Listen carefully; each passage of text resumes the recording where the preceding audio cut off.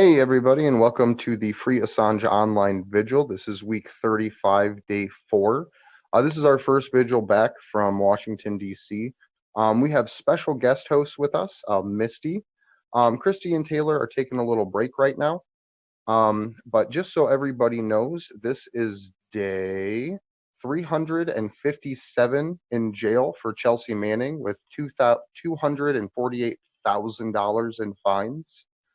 It's day 3,374 since the start of the unlawful and arbitrary detention of WikiLeaks publisher Julian Assange. And it is 327 days since the brutal arrest and trafficking of the WikiLeaks publisher and multi award winning journalist from the Ecuadorian Embassy to Belmarsh Prison. I would just like to say thank you for everyone that's tuning in tonight, and I really look forward to going through this with everybody. How are you today, Steve? I'm beat. I am. But I'm stoked that we're doing this. We originally were all gonna take the week off, and then because we're masochists, we had already booked people when we were in DC. So we will be joined by Jason Burmis and by Commander X at some point, and Commander X has promised to beam in through candlelight. Once again, which I get a kick out of that. I want to thank everyone that helped make DC and London possible. I know that we were doing that all throughout the week, but it's really worth repeating. Thank you. Like, we appreciate the hell out of you, and yeah, you guys are awesome.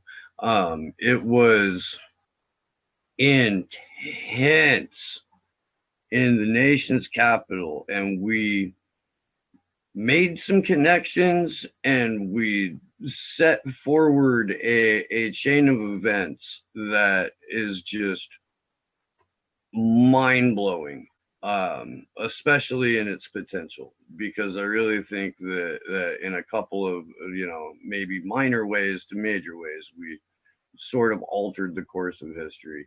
That flag that is behind Andrew, if you don't know,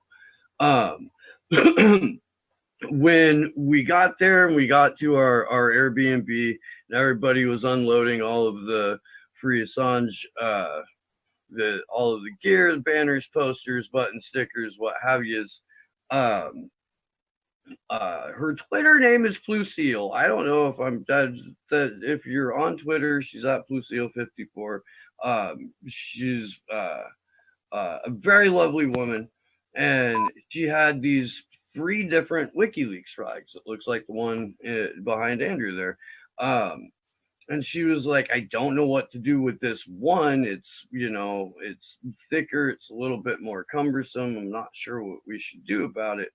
And so we decided that we would take it with us everywhere we went, have people sign it. The signatures that are on that flag represent a post-partisan ideology.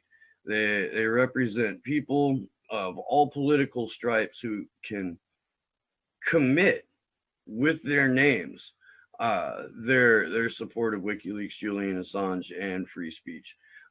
And that's really what it's going to take if we're going to move the conversation forward as upright human beings. So it was amazing.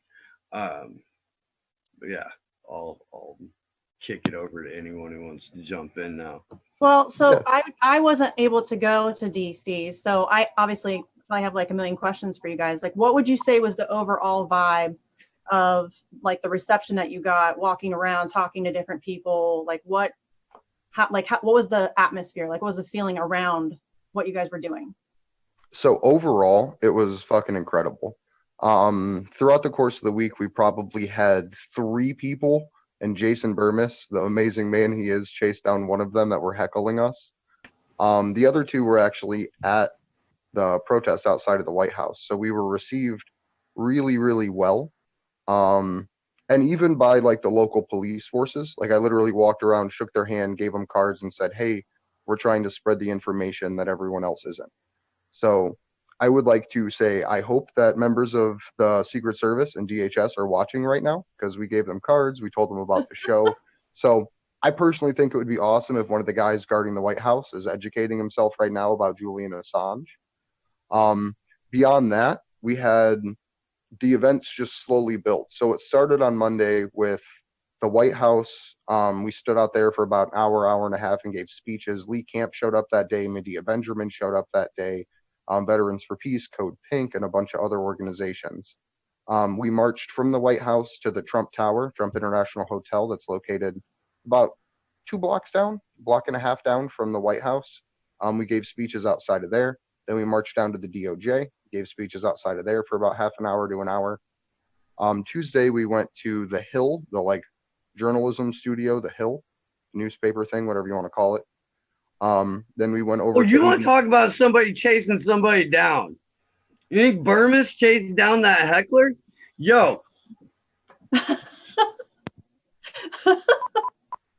I honestly can't remember who it was, but somebody says to Andrew, was that Crystal Ball?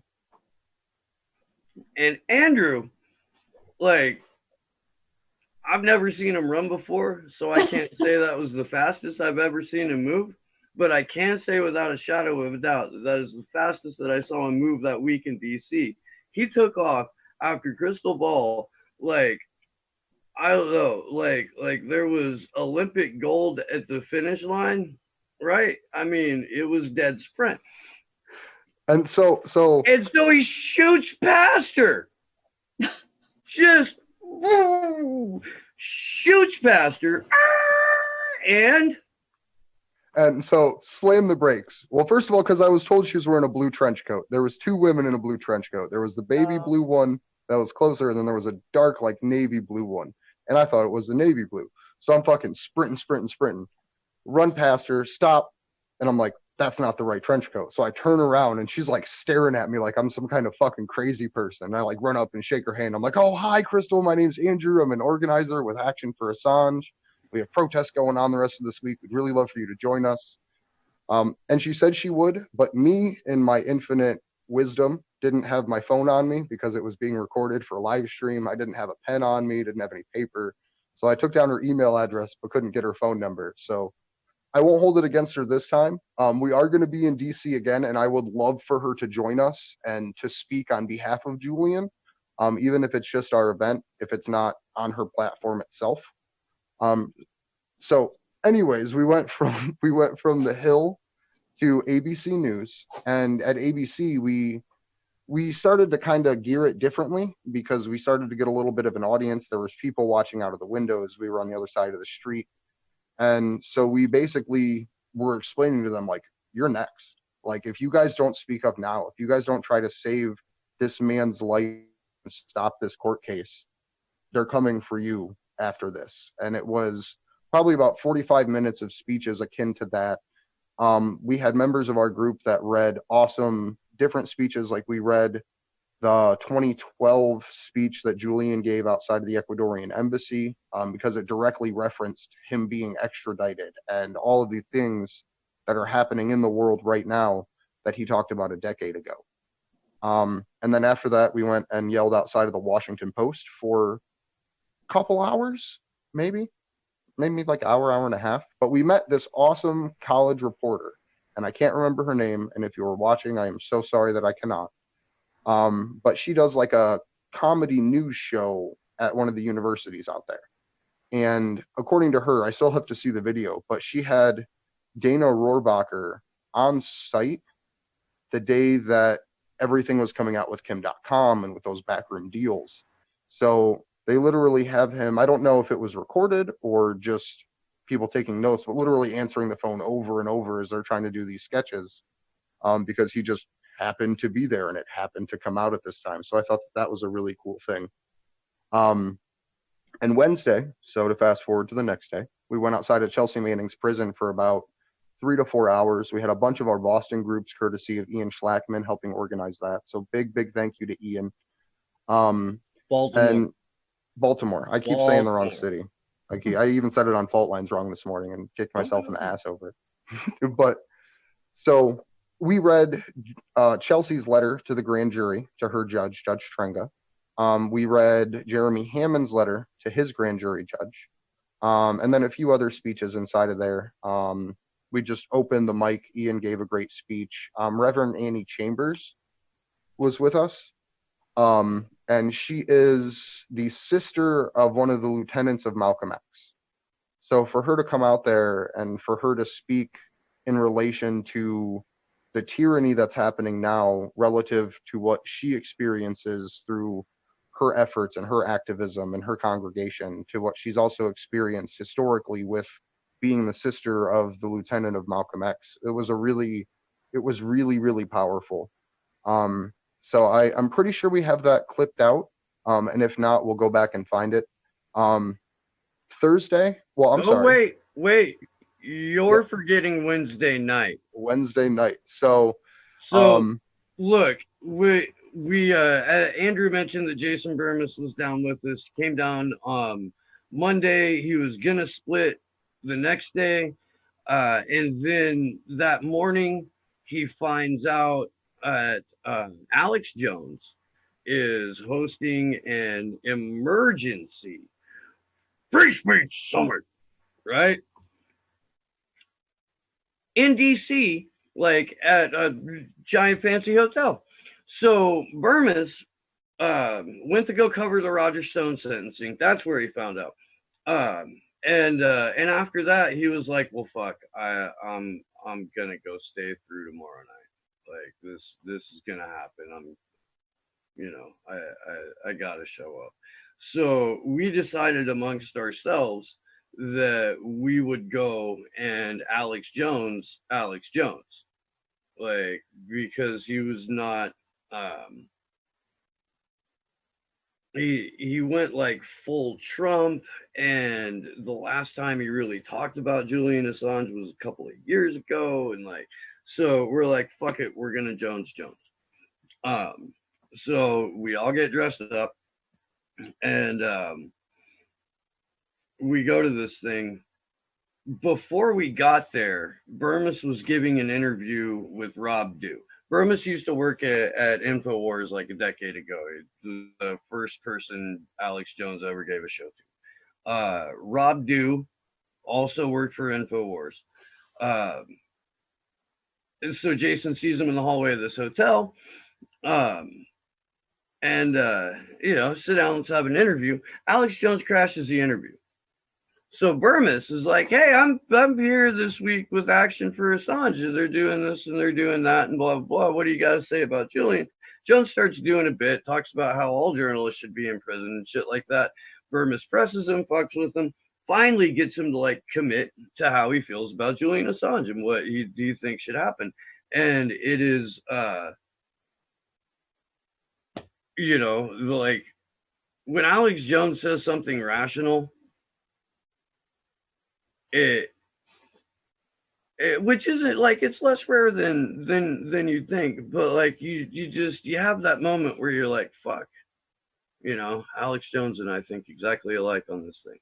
That's kind of like when Tucker Carlson tells the truth about war. Yeah, like you want to die a little bit, but then you realize that it's probably good because of the different reach that they have. So as long as that information is getting out there accurately, like, I'm for it. At any rate, we walk in to Alex Jones telling a room full of right-wing influencers and their fan base, you need to stop supporting Donald Trump if he doesn't do right by Julian Assange. And we were like, oh, shit.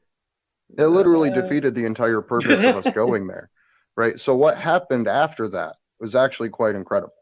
So that was literally the first speech given that night, was Alex Jones saying no longer support Trump if Trump no longer supports Julian, right? And then there was other speakers. Bill Binney's assistant came on and gave some new information about the transfer rates and about what he's working on right now and about how it wasn't a Russian hack, like point blank, period, was not a Russian hack, doesn't matter, right?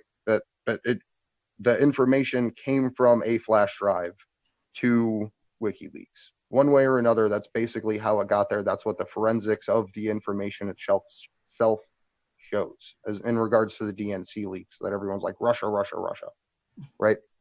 So we managed to successfully turn this from a right-wing chest bump about Roger Stone into being a 4-hour-long event about everyone's support for Julian Assange. Nice. Some people didn't word things as well as I would like them to, as far as the extradition, because there are some people there that are pro-Trump. But overall, I was very, very proud of how that room shifted so quickly, simply by the energy that we brought to it for Julie. At the end of it, and it's actually a really cool clip, I get to go up and I'm talking with one of the InfoWars guys, like Q&A session, like I'm on the mic, he's on the podium, whole group of right-wing leaders behind him. And I explained that Julian Assange is facing 175 years in prison for the crime of revealing United States war crimes, for the crime of revealing U.S. corruption with our international allies, for the crime of revealing the United States torture programs in Guantanamo Bay. And it's met with applause. And it was quite incredible. I explained to all of them that if something happens to Julian, it will happen to us. When Julian is gone, we are gone. When Julian is brought here, we have no free speech. When Julian is extradited, we have no country left.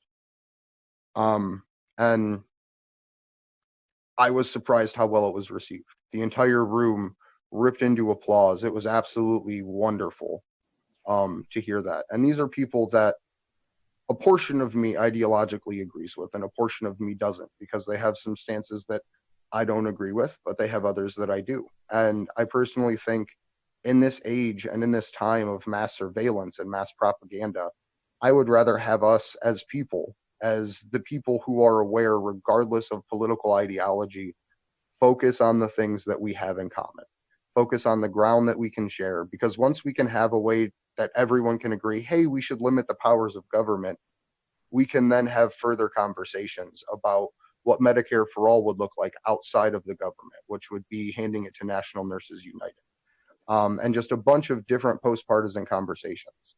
So, but with that, though, I would like to welcome Jason Burmis.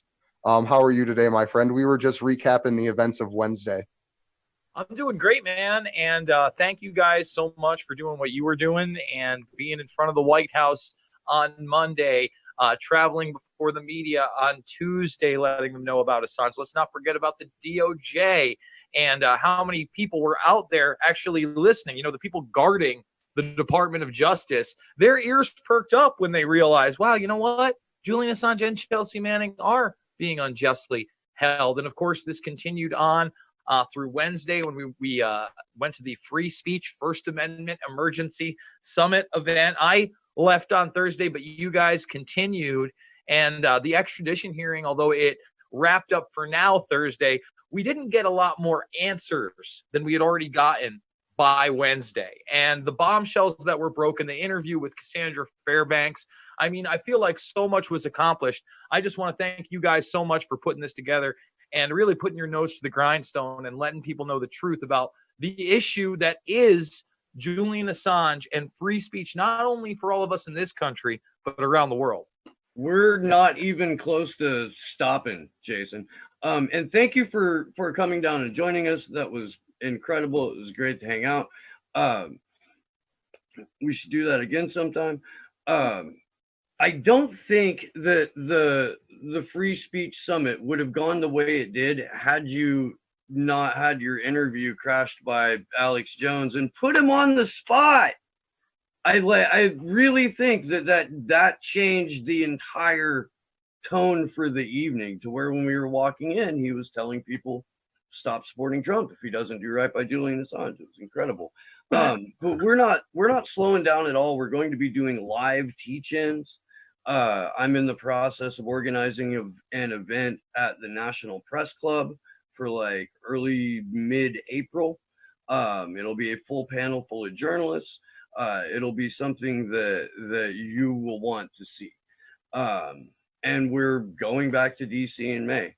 I know we have people that are part of the Burmese Brigade that helped us get DC and London. Thank you so much. You guys are incredible.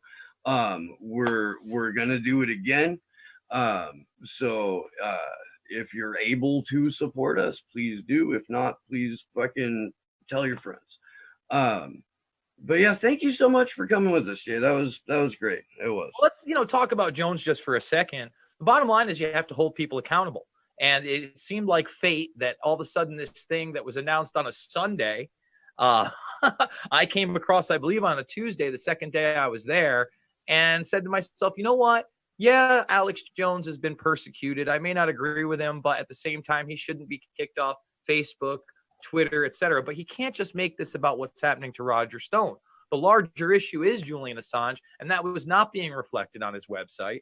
And, I had seen Jones a couple times before the incident where he crashed my little interview with Rob Dew. And the reason that I didn't go up to him was because he was with his new wife. And I was like, you know what? Let's be respectful. Let's not get kicked out of here. Let's get him where he's going to actually have to comment on something that's important. And as much as he gunned for me from the very beginning, trying to put me down, I still got him on the record. And I think you're right, Steve. Let's be honest. He opened that thing with Julian Assange. Even Millie Weaver not only expressed her thoughts on Assange, but Chelsea Manning as well. And a lot of these quote unquote alt-right figures like Owen Schroyer had to talk about Assange, even mentioned Tulsi Gabbard, who continues to get screwed. She just qualified for the next debate. She got some delegates. Guess what? No, Tulsi, you're not allowed on the debate stage. We're just going to change the rules again. Like we changed them for Bloomberg. Now we'll change them again against you. It just shows you how rigged the system is. And now we see Super Tuesday. And I know all of us were shaking our heads over the weekend when Biden won South Carolina. But then you see Bootlicker and Klobuchar fold to the establishment, back an openly senile man. And now we're all supposed to believe that Joey B is going to beat that Trump train. The guy keeps saying he's going to beat Trump like a drum. I don't think he could drool on a drum successfully at this point. I think that would be pretty hard for him. Not unless they had somebody following him around with it, and maybe catching the awkward head movements or the sudden urge to run across the room and sniff hair. We know that the goal was never to beat Trump. That's secondary. That's not the primary goal. The primary goal is to make sure that Bernie Sanders doesn't get anywhere near the White House.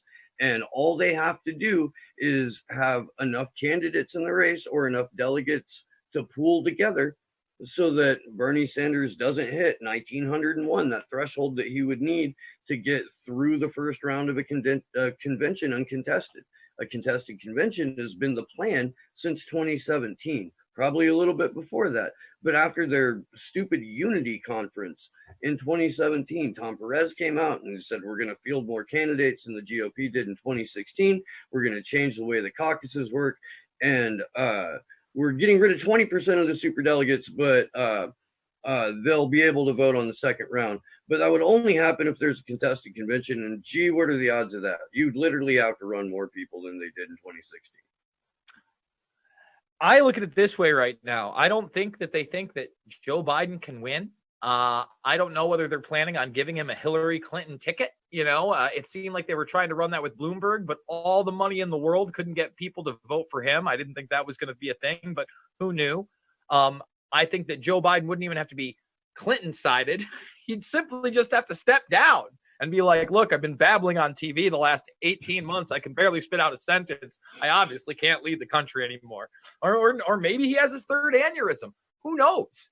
But let's be honest. Joe Biden right now looks and sounds 10 to 15 times worse than Reagan did at the end of his presidency when he was clearly senile. I mean, it's not even ballpark. The guy can't successfully say a sentence. And for shame on Fox News for not pointing this out, the supposed right-wing outlet. I mean, I did a 22-minute video today that easily could have been an hour and a half of just some of the times that Joe Biden couldn't successfully spit out a sentence or talked about a record player or said that white kids are what was it? Poor kids are just as smart as white kids. Are they? Well, thank you, Joe. That's great to know. I mean, the guy can't get out a sentence. He's got hairy legs. He loves kids jumping on his lap. I mean, again and again, he's looked so bad in these debates. It should show you how fucked we are in 2020 when Bernie was the clear front runner. And now they have literally rigged the game against him every single way they humanly possibly could.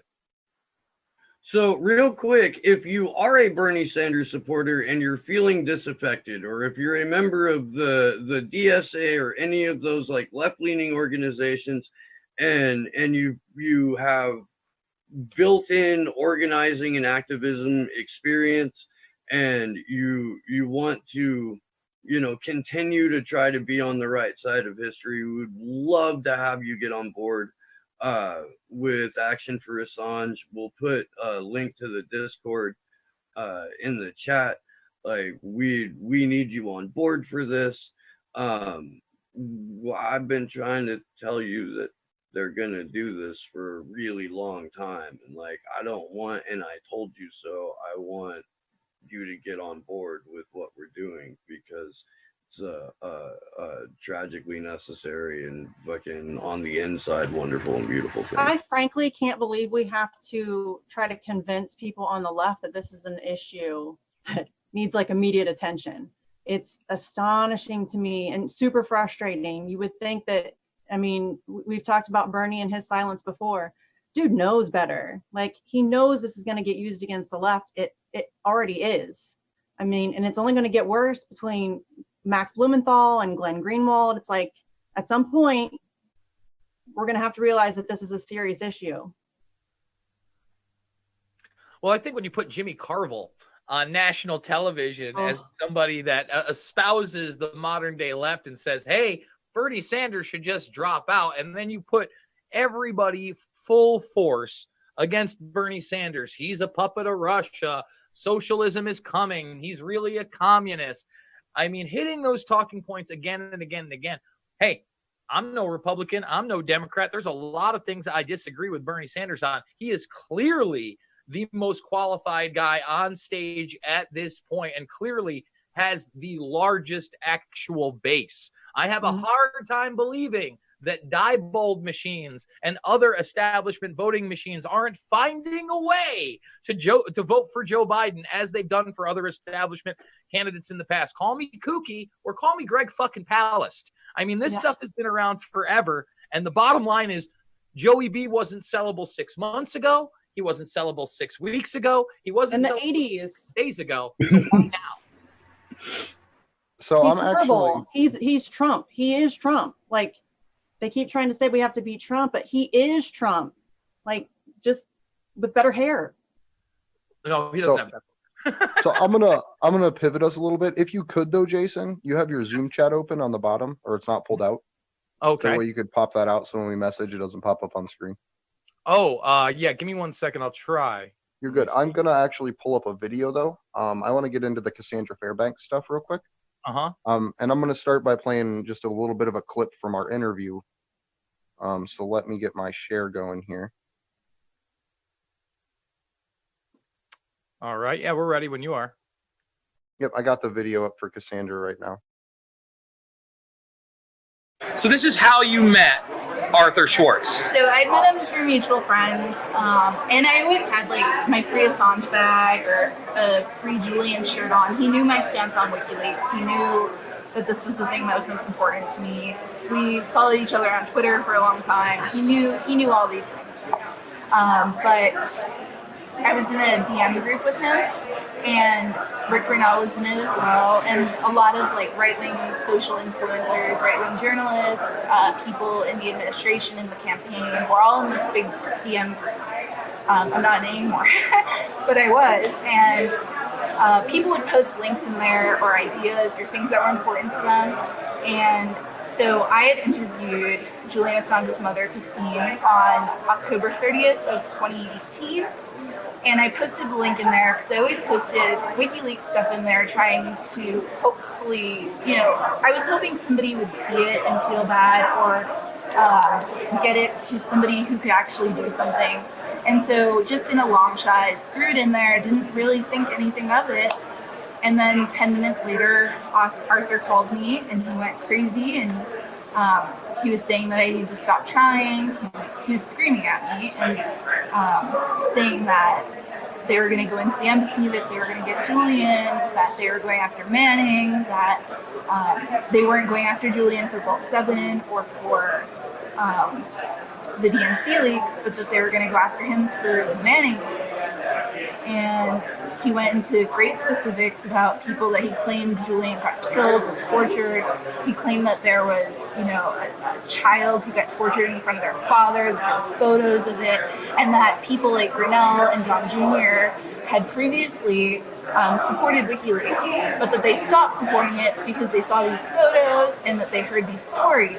But we know that that's not a thing, because during the Manning trial, the Pentagon testified that nobody was hurt, and during this most recent extradition trial, the government has testified that there's nobody that they know of that's been hurt. And so they were spreading this toxic information around, trying to poison the well. And I don't know if that includes to Trump or to John Jr. or if they're in on it or what, but they've been spreading this information. And so I went and I visited Julian on January 7th of 2019. And I remember because it was my boyfriend at the time's birthday, and Julian signed a book for him. But we talked about this in depth. And I remember being like, does Sheldon Adelson have problems with you? And he was like, no, why? Why would you bring that up? And I was like, because all these people have Sheldon Adelson in common, and this whole circle of people seem really upset with you. And he was like, I don't think so, I don't know. And we now know that Sheldon Adelson heard that whole phone call, or that whole discussion in person at the embassy. And I told him, obviously, that they were planning to go after him for the Manning leak, or that I was told that. And things just kind of snowballed from there. I ended up trying to visit him again in March, got locked in the room in the embassy, and then I called Arthur, or I texted Arthur 2 days later, and I was like, do you know anything about this? Why are they doing this to me? They've never done this to anyone who's visited Julian. And he said that he did know something about it, but that he couldn't tell me because he knew that I had told Julian. But I talked to Julian about this in person, which means that he heard the surveillance footage. And it's just been this big mess. Eventually, that's within 2 days of you visiting Julian. I feel longer. No. So let me just say. So I'm going to go ahead and cut it there. You can find that full video on our channel as well as Jason's channel, and I believe Jason was actually badass enough to put the closed captioning in. I'm doing it. I still haven't put it in. On it. The closed captioning, I'm going to re-upload it this week. Yeah, and so we were in a hotel bar directly after the Alex Jones event when that interview took place. Super cool for her to sit down with you too. That's so, and go over everything. That's awesome. Yeah, and to my knowledge, that's the only interview that she's really done on this topic, because she doesn't do many interviews at all. But I want to actually pull up the phone call now, unless anyone else has any commentary about that. Okay. Let me get this ready to share really fast.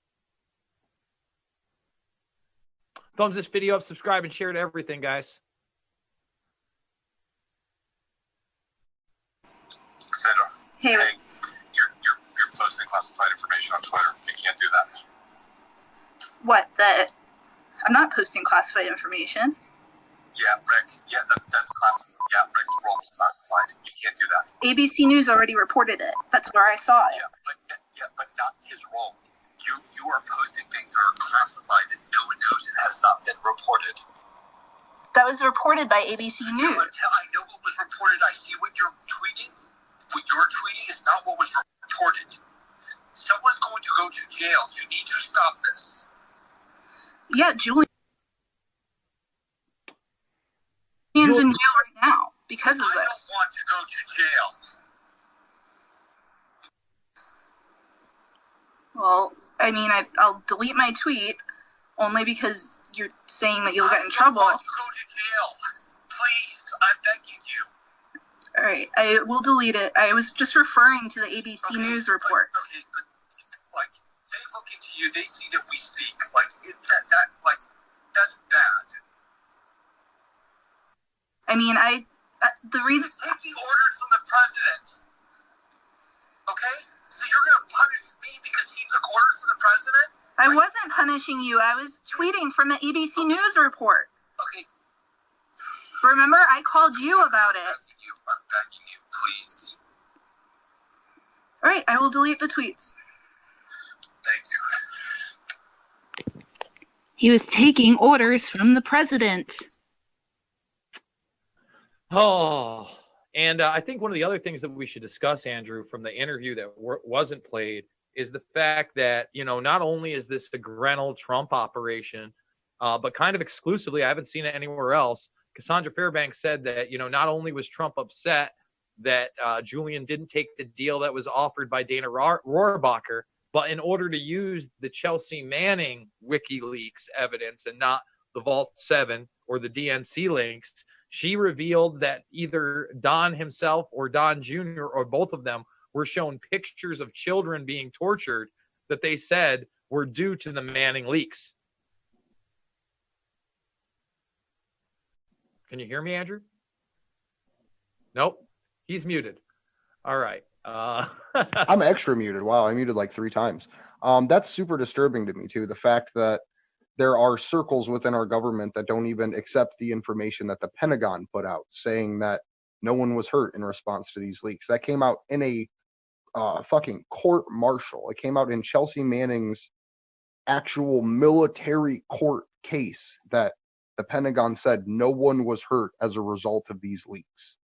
And so for there to still be disinformation and misinformation circling around the White House, right? Not even amongst the media or amongst those other things, but lies literally being told inside of the administration is really disturbing, because at the end of the day, there's a very small handful of people with the power to stop this. And if all of those people are literally just repeating the same smears that you see on mainstream media, it's no surprise that this came from the direction of the president, that he wanted Julian to be in this situation. And it actually harkens back to, we talked about it a little later, the whole Dana Rohrabacher Kim.com thing, where Kim.com revealed that he was the actual source that had connected Rohrabacher to be able to go talk to Julian through a back channel, for Julian to admit that it was Seth Rich that was the leaker and not Russia.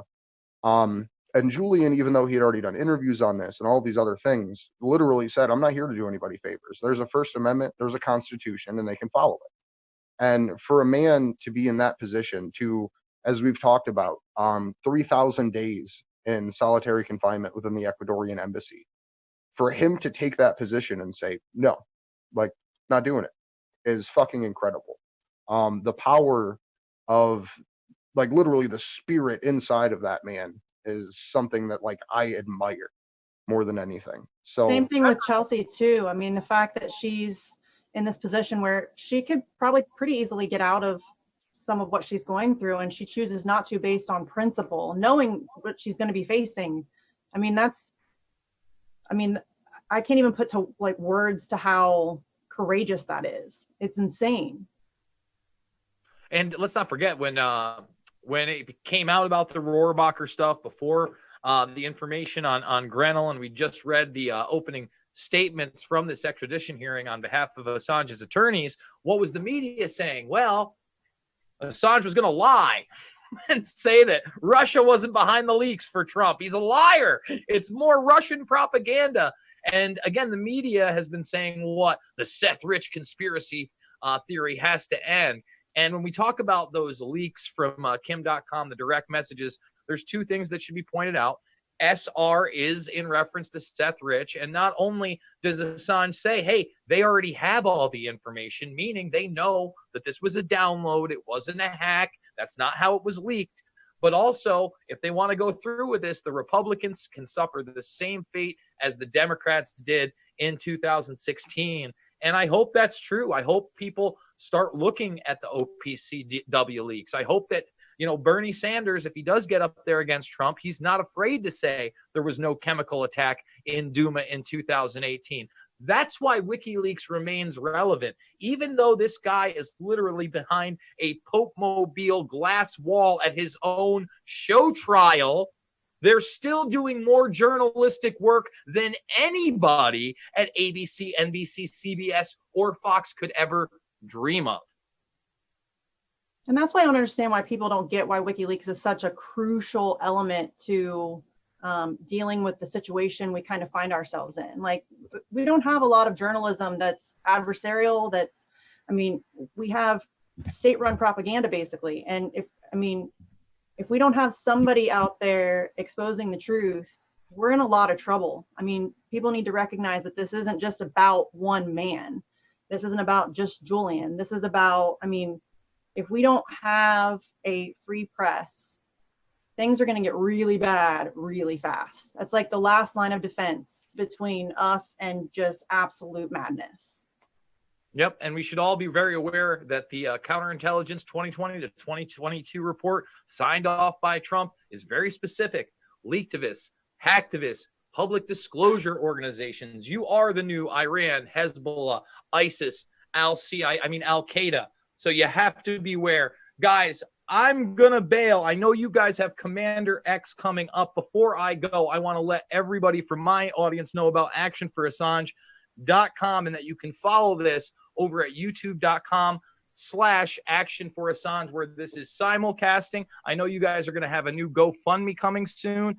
Steve, is there anything else you want to close out with and let my audience know about before I bust out? Absolutely. I have a show called Slow News Day, which you can find here on the YouTube if you type in Slow News Day podcast. I live stream every Sunday from 10 to noon Pacific, 1 to 3 Eastern. I'm incredibly proud of my guest list. But you can check out all of my videos there. I'm on Twitter at Slow News Day Show, and the overall goal for what we're trying to do with Action for Assange, aside from the very obvious saving Julian Assange's life and stopping the extradition, we're trying to move the conversation into a post-partisan world, a post-partisan reality, where we get the information that we need, because we still have organizations like WikiLeaks where we're allowed to look at primary source documents, digest it, and make our own freaking opinion. We don't get to have other conversations, especially political ones, if we don't have access to free and open information. So with that, Jason, take care, man. I will talk to you soon, I'm sure.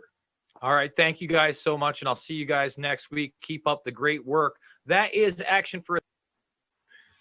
And right about now, we would like to introduce the one and only and legendary Commander X.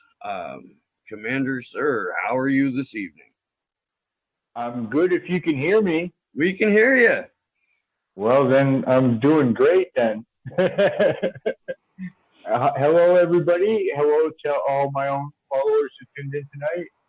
And I'm very happy to be here. Sorry I was late. I guess I missed all the fun. I missed the link. Oh, it's just getting started, Commander X. Don't worry. Oh, great. Well, good. If you could, because we always have some new viewers in the audience, could you give everybody a little rundown of your backstory real quick and the unique and very, very special situation that you find yourself in right now? Well, I guess that's easier to talk about. My current situation is kind of unique. I am the first hacktivist who did his work under the flag of Anonymous to receive political asylum. I have been granted political asylum here in Mexico, where I'm coming to you live by candlelight. I hope I look okay, but I think I look okay. But And I am also the first U.S. citizen in history to receive political asylum in the nation of Mexico as a consequence of that, although we didn't know that until actually after I had done it. But as a consequence of what I've done, I'm also the first U.S. citizen in history to claim political asylum in the nation of Mexico. And I guess from there, the backstory takes books and books to answer. How I got there was quite an adventure, a 10-year long adventure. But that's where I sit right now. And part of my asylum claim was the fact that the Computer Fraud and Abuse Act, one of the charges that Julian faces, is a patently political, like legally political charge on the face of it, always, almost always. I mean, certainly in the way that it is applied to anonymous and online protests, the Computer Fraud and Abuse Act is patently and legally political, and that was part of the argument. The Mexican government obviously agreed with that. And I think that's a positive thing, and I think a lot of the first section of Julian's trial that we heard about was a lot of discussion about this idea of what is political, what is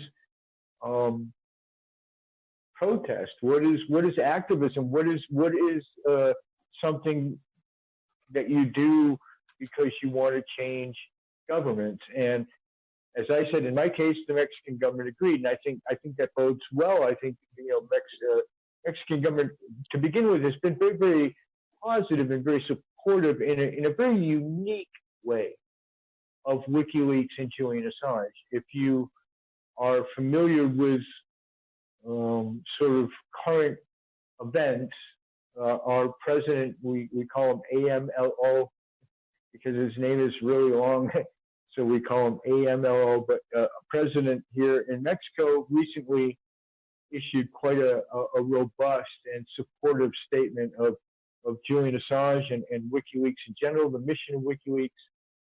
I think that from what I've seen anyway, as an outsider, obviously, but nevertheless living here, I've seen a great deal of grassroots support. We have a very robust coalition to liberate Julian that is very active in Mexico City. They've been picketing the embassy there and other targets,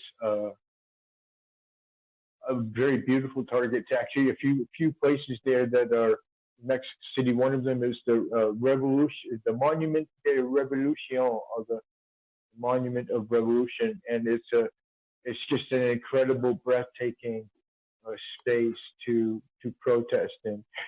Mexico, of course, has a long history and in a very deep cultural, almost a religious way regarding the ideas of revolution. So these things aren't surprising, but I think that I stand in a unique position to be able to point out, that other governments agree that these actions are political, and the argument is concrete, especially in a country like Mexico. Mexico, let's give you an example. Like, we've heard so much about the United States of America and how the United States of America is not in any way bound by the United Nations Human Rights Accord. They passed it in the Senate, but it was never signed. It was never passed in the Senate. I'm sorry, it was signed by the president, but it was never passed in the Senate. They're not bound by it. They're a nation amongst 4 or 5 or 6 in the world that are not bound by the United Nations Human Rights Accord. Amongst those nations are nations like North Korea and places like that. So the argument that I put in my petition, which I believe is the same argument that Julian's defense is putting forward, is that you can't do that. You cannot take a political prisoner and extradite them to a country that is bound by no international norms, none at all. The United Nations is not bound by the International Criminal Court. It's not by the International Justice. It's not bound by the United Nations Human Rights Accord. It's in a league of countries, a very small group of countries that are very actually considered pretty bad countries, and countries that you never, ever, ever, ever consider even extraditing a person for nonviolent political offenses. And this was the argument, like I said, that I put forth to the Mexican government. They agreed instantly. It was literally within 10 minutes. They reviewed that petition and that argument and rubber stamped my refugee status in this country. So I think, there's just no argument that Julian's case is political. And I really feel for that reason that there's a great deal of confidence here. I'm actually fairly confident. I don't believe that there's any way the United Kingdom there can find any other way. And if that would end on it, apparently it does, whether or not Julian's acts were political, then I believe that it's a slam dunk. That doesn't mean we need to back off. That doesn't mean we don't need to pour into the streets by the tens of thousands. We do. We need to keep the pressure up.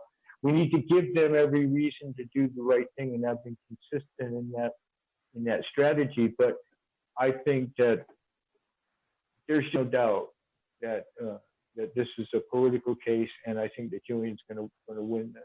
Well, here's the argument by the prosecution. The argument by the prosecution is that it's all cyber crimes and cyber terror, and the crux of their argument is going to be centered around making it anything but even acknowledging that it's political. I agree with you 100%. The reason he was granted asylum in the Ecuadorian Embassy was because he was being politically persecuted by the United States government. It's not like there isn't a precedent here. But the case itself is going to hint, that's really the two sides, that's their arguments right now. Julian's team is going to make every effort to show that it is political, that all semblance of civil or human rights were violated. And the prosecution is going to argue that he's a bad computer guy. Well, and I guess my point is this is not a unique argument on the part of the U.S. government. This is the argument they're making in my case. This is the argument they made in the case of Lori Love, who, a dear friend, by the way, shout out if Lori happens to be listening tonight. Shout out to you, Lori. I know he's a real continuous presence there in London for Julian. And so, I think that it's a slam dunk in the sense that there's no argument. There are tens of thousands of people, hundreds of thousands, maybe millions. I don't even know. I don't know the numbers. Ask UTPJ or one of folks that monitor that kind of shit. But I think there's just shit tons of people, and you could just put the media alone of those protests in as evidence. They're not protesting religion or science. They're protesting politics. They're protesting a political prisoner. So, the people alone around the world are providing evidence to advocate that this is, it's a ridiculous argument anyway. It's like trying to argue that the sky is not blue on a sunny day or whatever. It's really just stupid. And I think it's a slam dunk. I think that for that reason, it's obvious that what Julian has done, he's done for political reasons. The politics, though, have been rather overarching. I think Julian has done what he's done because he feels that people have a right to know. And somewhere along the line, in an interesting turn of history, that became controversial. It became controversial that you got to know what your government is doing in your name secretly. And but I think that's why Julian did what he did, and that's the politics. It's the politics of information activism. It's the politics of using information to alter the world around you, socially, politically, economically, and whether that's protest online or transparency or the leaking of, wrongdoing on the part of corporations and governments. This is all part of an ideal, which is that information should be free. Information should flow freely. That an informed society will be the best behaving society. So I have a question, Commander X, because that's political. you have a please. You have a long history of being at the front lines of what I consider pushing the boundaries of what digital protests are allowed to be, through your like DDoSs on public things, and I don't think that that is acceptable. I don't want to say that it is or isn't a good thing, but I do have a question. When you did stage your protest, was there any pre-existing permits that you had tried to file with the cities to be able to do it? Or if you could even answer that question, because it's something that I've seen other countries around the world. If it had gone to court, I would have argued a line of defense that has been actually quite successfully argued often in California courts, especially even in federal district court. There have been some surprising cases of this, but I would have argued the necessity defense. People were dying. These laws that were being enacted by this county to try to gentrify this small beach town were in fact genocidal almost in their effect on a huge demographic of extremely vulnerable population, people in our population. And that protest, if you read my books, had been going on for months and months and months. And I had been continuously arrested for the crime of sleeping on the courthouse steps, which became a whole other drama, a whole part of that drama.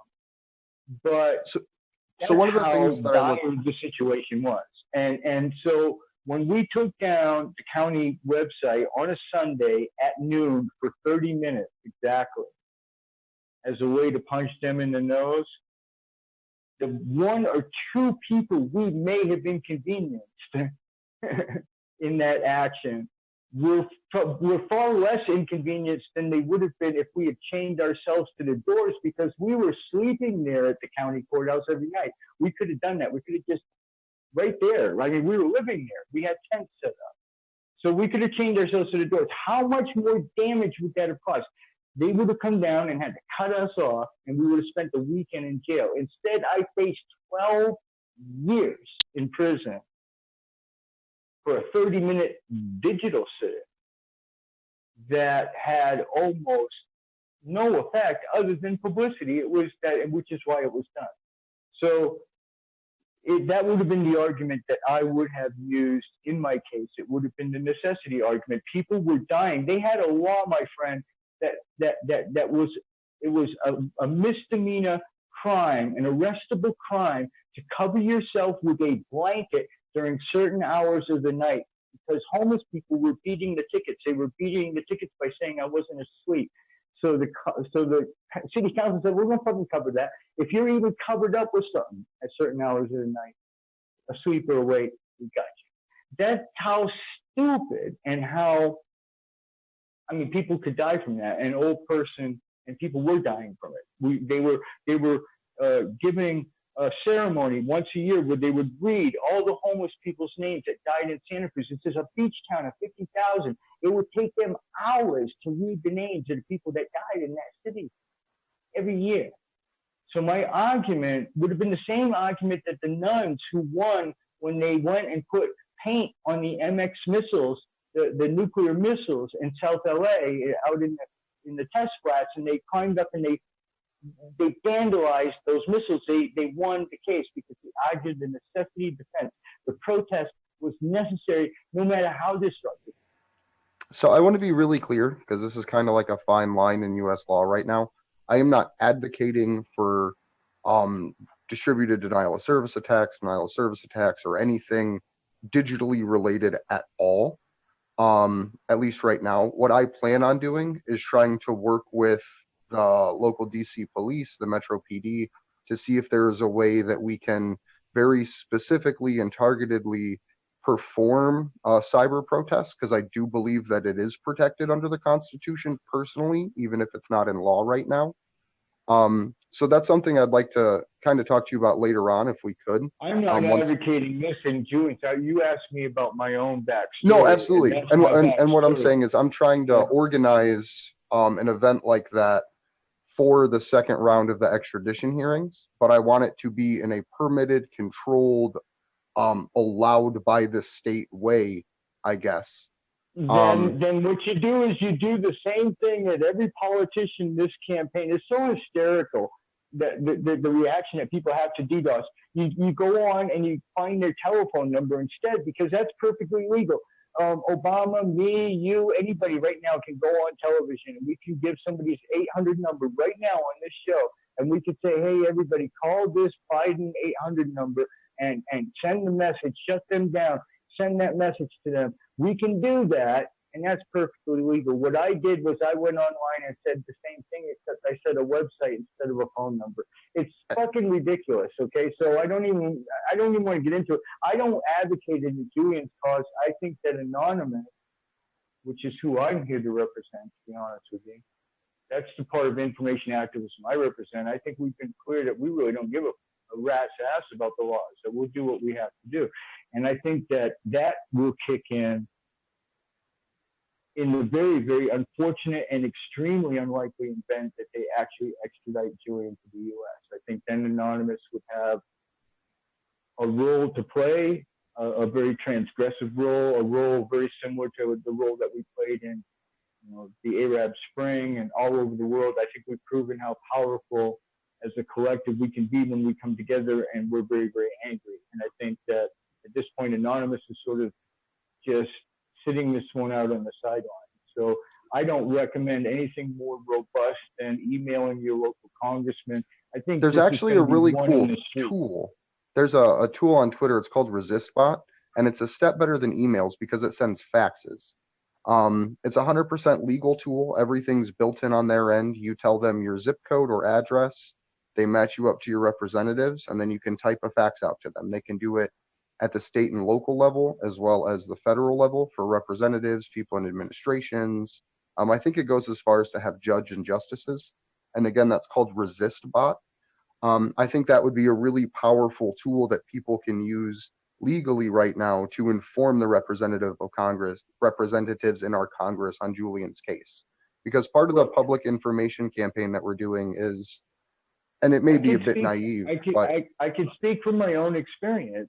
December 5th, I was granted political asylum, and everybody who was a part of that online, my own personal campaign, realizes that what won the day really was the email campaign. When we started emailing all of these political leaders here in Mexico and letting them know that Commander X was here in the country and that what they expected from the Mexican government to treat, how they expected them to treat me, immediately the way that I was treated and the tenor of the Mexican government and everything immediately changed. So this works, folks. What he's talking about, the ideas of legally petitioning these folks, these kinds of efforts have an impact. If for no other reason, it floods their inboxes, with the message, and they can't ignore it. They have to get a report that says, hey, you got 5,000 messages that said, hey, we want Julian free. So, this is impactful work. But I stand by what I said, May 18th. I know those are the real plans for the really big rallies, but you can get out there before then. And I can't recommend enough that it's time to push the boundaries. It's time to occupy shit. It's time for you to go to the embassy and set up a tent city, not leave until Julian's free. We're that close to the end of this thing. It's spring in most places in the world. where we would want people to protest, really. So get out there and get in the streets. I think this is going to be one in the streets. I think that's where the real pressure is going to be. But all of that cyber stuff, especially email campaigns, petitions, all of that is very impactful. From my perspective, my own personal experience, it made the difference. So do it all. Twitter cannot be underestimated. I was able to reach these politicians here in Mexico via Twitter directly, communicate with them, and have thousands of my supporters do the same. Reach out to them through Twitter storms, and really that was super impactful in my case and how I was treated there. So one of the things that we actually look really forward to in DC, just to kind of toss a few of the things that we're going to be doing out there. We're going to do some for the opening day, I guess, Guantanamo Bay protests. And what we're going to do, and hopefully we'll be able to get different group leaders involved with this to be the people, but we're going to get people in locations all across DC legally permitted to block intersections so the police cars are surrounding them in orange jumpsuits with blindfolds on, hands chained behind their back with shackles on their knees, to create a spectacle event inside of the heart of the mainstream media locations, and to use the system itself, the permitting process that allows the police to shut the city down for you, as a way to create a larger scene where these cops are in their vehicles directly around people in the Guantanamo Bay uniforms kneeling down, as a way to reach the mainstream media and create a larger impact. So that's one of the events that we're looking forward to. And then the other one, this is something that's going to be a lot harder to plan, and it's going to take literally across the board kind of coordination between 2 or 3 different states and multiple jurisdictions. And we insult parades constantly, but the largest parade in the world, the longest parade, was about 7 point some miles. Chelsea Manning's prison to the White House is 9.3. So what we're going to try to do is get 10 to 12 to 15 different groups to join us in a march, whether they're stepping in at a mile and then stepping out or what have you, to march from Chelsea Manning's prison to the White House and get it set in the book of world records that the largest parade in the world was in support, the longest parade in the world was in support of Chelsea Manning, and Jeremy Hammond for that matter. So that's something that we're also really looking forward to, on top of all of the other events that we'll have going on at that time. Well, and I also think that, wasn't it John McDonnell recently just went to visit Julian, and he said something in a video the other day that I saw about how what this case needs is noise. Like, we need to make noise. And so I think that the more we do, and I mean, being able to get in the Guinness Book of World Records is dope. I mean, that's there's no way they can ignore that at that point. So, I mean, that's really all it takes is just noise. Like, if we just keep at it and keep talking about it and keep doing events and protests and marches and letter writing campaigns, and I try to make at least 3 political phone calls Monday through Friday, and most of them are about Julian Assange. But I mean, if everybody just did like whatever you can do, as long as we're all making noise, I mean, at some point they have to listen. Well, I think that's it. And I've said along consistently, I think this will be a successful effort. And there's huge benefit in this from a personal perspective. This is a chance, as I've said, to write your name into a story that I think when we look back on it, 10, 20, 50 years from now, this will be a very pivotal moment a defining moment in this, what is really a great culture war and the direction of humanity. So I've been throughout my life involved in activism, and I've been there a couple of times during moments like that. And I can tell you that it is just the most incredible, rewarding feeling you can ever have. It is visceral. It is real. You will be a part of history.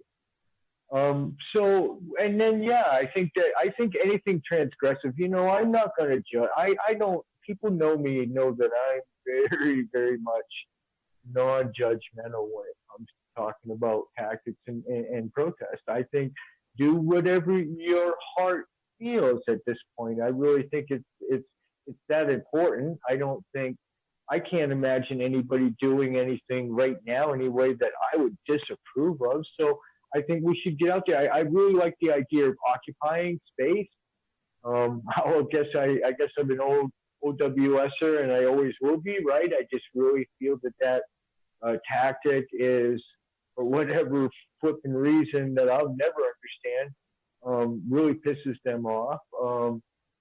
So it pisses them off because it shows them putting up a dome tent with Free Julian on the side of it pisses off the cops. And if it's that easy, then that's what you do. Go ahead and do it. You're not going to get any criticism from me. Yeah, no, the dissident is in their face when it's just us, on YouTube or on Twitter or what have you. It's not as in their face and they can choose to ignore it. But when you put it directly in front of them and they're forced to look at you, that's when they go nuts because they know what they're doing is just fucking evil. And it comes down to where I was with that other fellow at the very, very beginning. It's the fucking necessity defense. And guess what? Even the most corrupt justice system in the world, the U.S. justice system, has accepted on a number of very significant occasions, has accepted the necessity defense in some of the most extreme transgressive protests ever done in the United States of America. And that defense has been accepted. So you know what? This is, if there was ever a necessity defense for almost anything, you know what?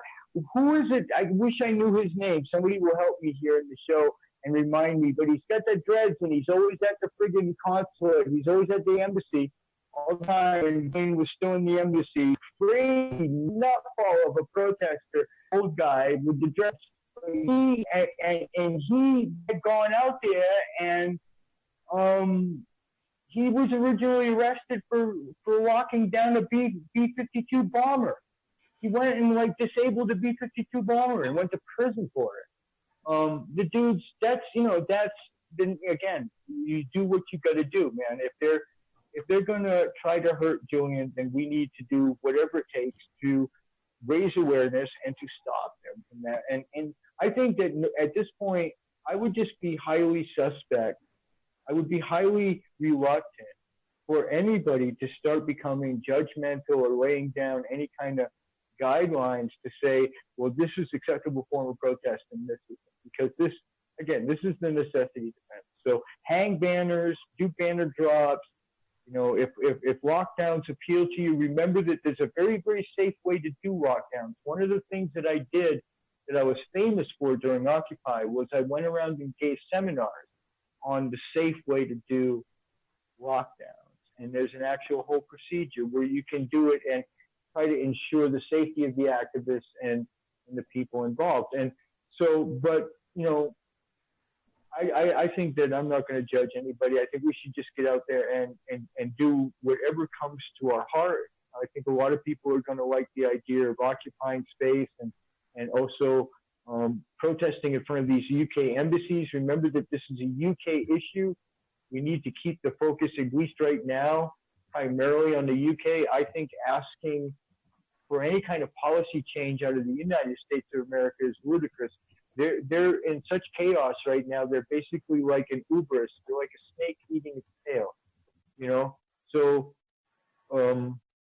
I think that we need to keep the focus on the UK, and we need to have the UK prevent this at its source. We need to end this at its source, and he needs to be freed in the UK. I think they want to bring him to Sweden. I think that's a great idea. He should go there immediately for medical care, and then from there we'll just see where it goes. But I'd be happy with that outcome, and I think that's the outcome we need to stay focused on. And those UK embassies, that's a real pain in their ass if you get all up in those UK embassies. We saw it here in Mexico City it was interesting. Let me tell you about the Mexico City UK Embassy, Julian Assange, the May 24, what was it, the March, the one that just happened, right, guys, the 24th or whatever it was, the one that just came about. But the Mexican police, the Mexican city police, and the federal police, and then the brand new, spanking new National Guard that AMLO has incorporated, they all came out, like probably hundreds of them, and they put up tens of thousands of US dollars, hundreds of thousands of pesos worth of metal fencing and everything. 25 intrepid people showed up. And these guys sat there in the blazing sun all day watching these people laugh at them and film them from the other side. That's how much money and time and effort they put out thinking that the embassy was going to get fucking stormed. And it was just 25 really cool college kids hanging out, with a bullhorn and having fun. So that's how you do it, man. That's how you do it, because that costs money, man. That costs the Mexican government money. It costs the British government. Probably had to hire some extra people on the inside of the embassy because, again, they thought they were going to get stormed. And, so every protest counts, whether it's huge or whether it's not. Go to those embassies, because I really feel that that's a pressure point. We have won so many battles in anonymous, both online and off, by paying attention to those consulates. They're very pricey to protect, and kind of disturbance that you can raise in front of consulates is something that gets heard, it gets noticed by leaders, and it gets the job done. So I don't know. That's what I got, guys. I mean, I don't have a lot of specifics. You guys, I would look to the organizations that put this show on and to Unity for Jay for more specifics, for detailed campaigns and things to get involved in. Just everybody do it. Just everybody find a place to grab on, something that you feel comfortable that you can accomplish, and get in there. But I think it's an all hands on deck kind of moment. And so let's get out there and it's fun. It's fun making history. It's fun to beat down power. And one of the things, people that know me know my history. I've been in a couple movies already where there's quite a bit of glory, man. There's quite a good feeling, man, to take empire and slam its face into the mud. And if we free Julian, that's what we've done, man. That's what we've done. We've said no, you thus far and no further. And so well, and even Julian himself says, "I enjoy crushing bastards." Yeah, that's a Julian Assange quote. I enjoy I think it's like, I enjoy helping vulnerable people and I enjoy crushing bastards. And that's speaking of bastards. I actually want to pull up a clip here because I would really like your opinion on all this. ABC Australia, to their credit, actually ran this piece where they released some of the leaked footage. Let me find my desktop here the right way. From inside of the embassy. So I want to play this a little bit just so everyone can see and hear it.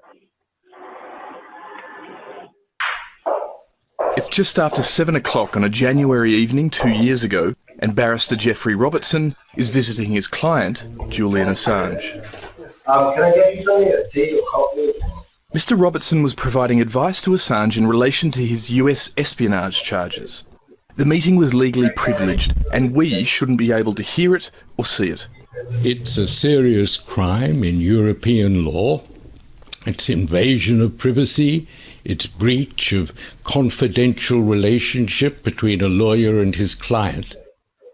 Despite that, the cameras kept running. They were controlled by staff from Spanish security company UC Global. A group of employees from the company eventually blew the whistle on the spying. They made statements and provided a large volume of material linked to what amounted to espionage by the company by means of cameras and hidden microphones inside the embassy, information which was shared with third parties in the US. Mr. Martinez was also one of the lawyers spied on.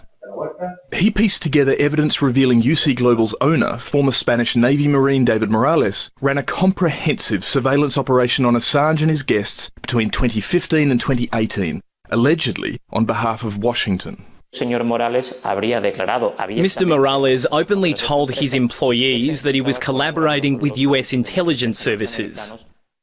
Assange and his guests were repeatedly promised the embassy's CCTV system was not being shared and no audio was being recorded. That was a lie. UC Global hid a bug in the base of this meeting room fire extinguisher, and another in a female bathroom where Assange and his lawyers met to avoid surveillance. Mr. Morales has denied installing listening devices in the embassy, telling Spanish media WikiLeaks must have placed them. It is incredibly troubling that our secret and privileged legal conversations with Julian Assange were recorded and apparently handed to the US authorities. This is one of the most fundamental principles of protecting attorney-client relationships, that we are able to have confidential and private meetings to discuss legal strategy. Jennifer Robinson and another Australian lawyer, Melinda Taylor, were also spied on. This is a UC Global report summarising everyone who visited Assange in March 2018. Melinda Taylor's name can be seen in an entry for March 6. And this email from Mr. Morales in September 2017 asks staff to focus on a group of Assange's visitors, including Jennifer Robinson. The spying that was undertaken of our legal meetings in the embassy with Julian Assange would have been incredibly useful to the United States in giving them advance notice of our very sensitive legal conversations about protecting Julian from US extradition. What we need to really drive home to governments is the importance of that privacy in between that Australian citizen and their lawyer, because it goes to the heart of the justice system. If you don't have that protection, you can't have proper advice. The US Justice Department and the CIA declined to respond. Dylan Welch, ABC News.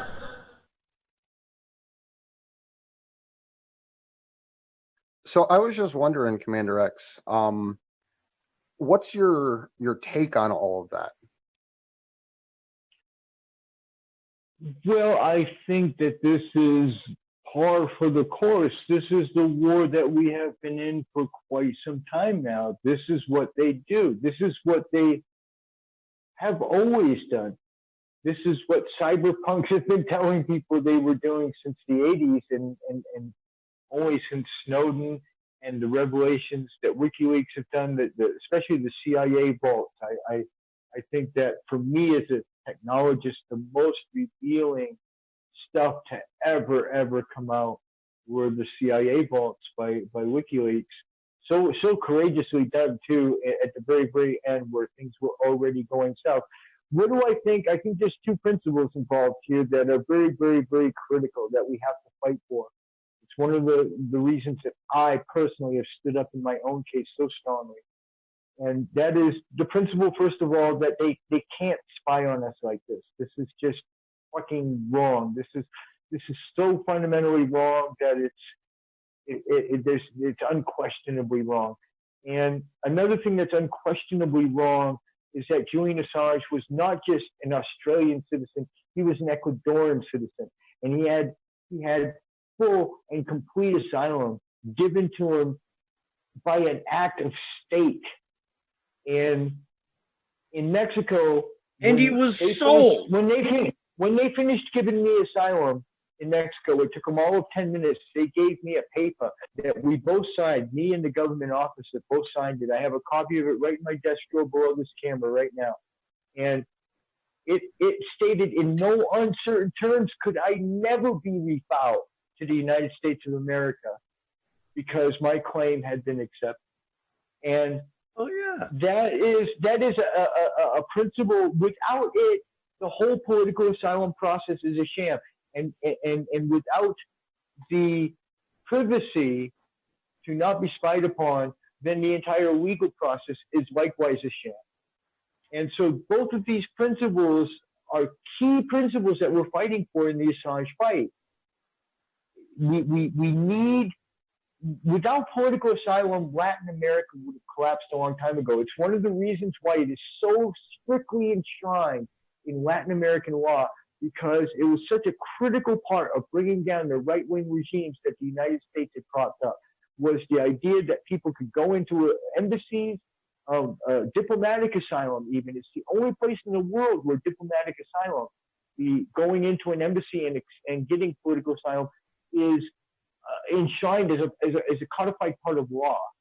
So we need to fight for that. We need to fight for those principles, and we can't allow this to become the norm that these principles no longer apply, because they are all we have. They are all we have when you are like me or like Julian, when you are a single citizen, a single individual, and you are faced with this behemoth of a state, this huge fucking empire, the United States of America, more resources than all the countries on the planet put together that they can bring to bear against you.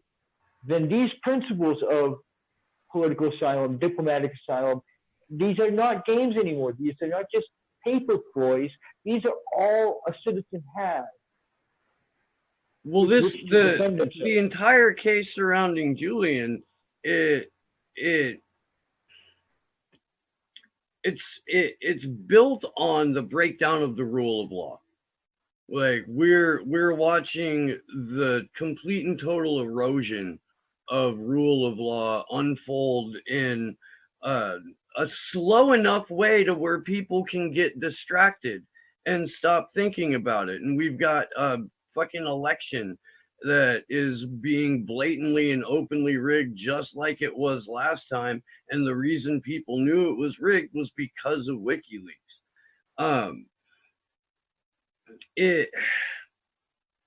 Well, that's part of it. That's what the establishment doesn't want. That you need to understand, and that's become clear in the American politics. The only comment I'll make on the American election in a show like this, in a context like this, is to just point out that clearly, there are establishment forces at play who do not want you to understand how this process works. They don't want you to understand that the emperor has no clothes. And they are so vested in that they will do crazy stuff, like put a dude that has a piece of his brain cut out and make him run for president and make you believe that that's the best thing that money can buy. And they'll do literally anything to preserve power. This has always been the case. This is very fundamentally what Anonymous and what activism is really all about, is standing up against exactly that. But these are, but the thing is though that they don't always win.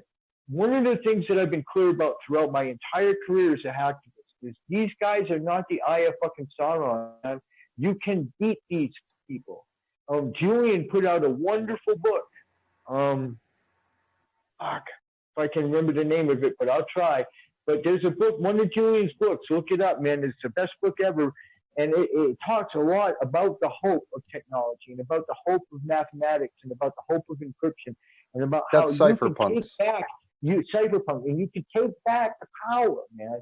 We have the ability to win this. And time and time again, groups like Anonymous in the last 10 years have won titanic battles against enormous odds, both online and in the street, and effected the kind of change that needed to be effected. So we can win if we all come together, if we all set aside our differences, put together all the strategies that you can. I think most importantly right now, get in the streets. I really feel that's important. If you can all do it, do it. I really feel it's the most important thing that you can do. If you need to simplify it, you say, look, X, I lead a complex life, I work hard, tell me one simple fucking thing I can do. Well, you got a sleeping bag and you got a little tent, and then do it. You can still go to work. Go to work from your little tent out in front of the UK Embassy. Or even just make phone calls. Make phone calls, send emails. Yes, I mean, everybody can do that. Anybody can do that. Anybody. All of that sort of stuff, But I think that, if we just all do everything right now, I think that will make enough noise. We're making a lot of noise as it is. We're just this week, we see now finally we made a few breaks into the mainstream media news cycles, which, is undeniably important. I wish we could just say fuck MSM.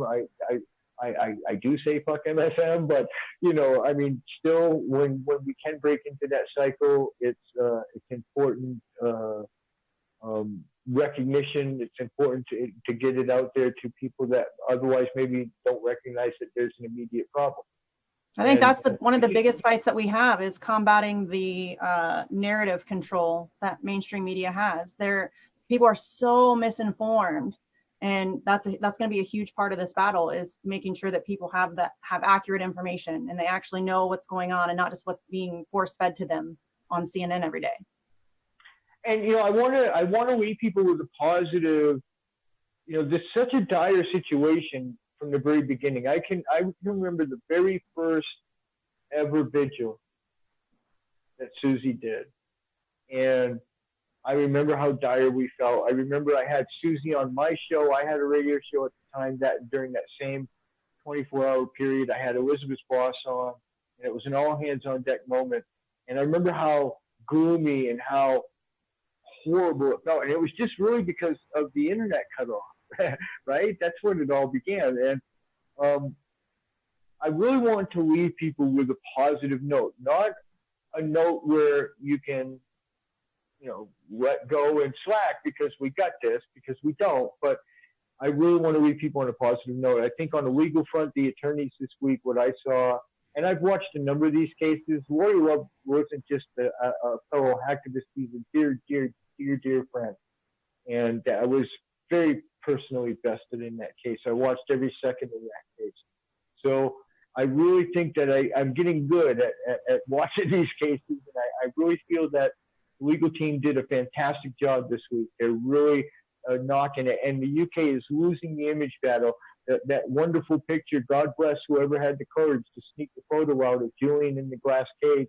That really, I think, was the icing on the cake. That really made real what everybody was complaining about all week long, that stupid doc. So, and if I could real quick, I want to summarize what happened between Monday and Tuesday night, or Monday night and Tuesday morning. After the first round of the extradition hearing, the first day of the extradition hearing, Julian Assange was strip searched twice. He was handcuffed 11 times. He was moved into five or six different holding cells and had his personal cell searched at least 2 times, all to be put back into. I really want to say something on this. Oh God, I did 5 years in prison, much of it in federal custody. Okay, first of all, fuck. Okay, I really feel for Julian, and I get where you're going on this, and you can finish the list in a second, and I can add some more. This is how it goes for all of us, man. Every time. It is always fucking like this, dude. And I'm telling you, it gets worse. They will keep you in those manacles for 14 fucking hours. They will refuse to feed you for days at a time just because they don't want you to have that shit. You have no idea the torture that they can bring to bear on you. And all of it is legal, all of it is the rules, and all of it is happening every day. It's happening right now to Jeremy Hammond. I guarantee you he spends 90% of his fucking time locked up in the chute, locked up in the damn solitary confinement. Chelsea, maybe, I don't know. I don't know what her conditions are, but I can tell you that Jeremy definitely. Martin Godsfeld, who revealed information about brutal abuse of children at Boston Children's Hospital, has been in a special weird ass fucking prison in Indiana that they have that I didn't even know existed. None of us knew this place existed until they sent Marty there.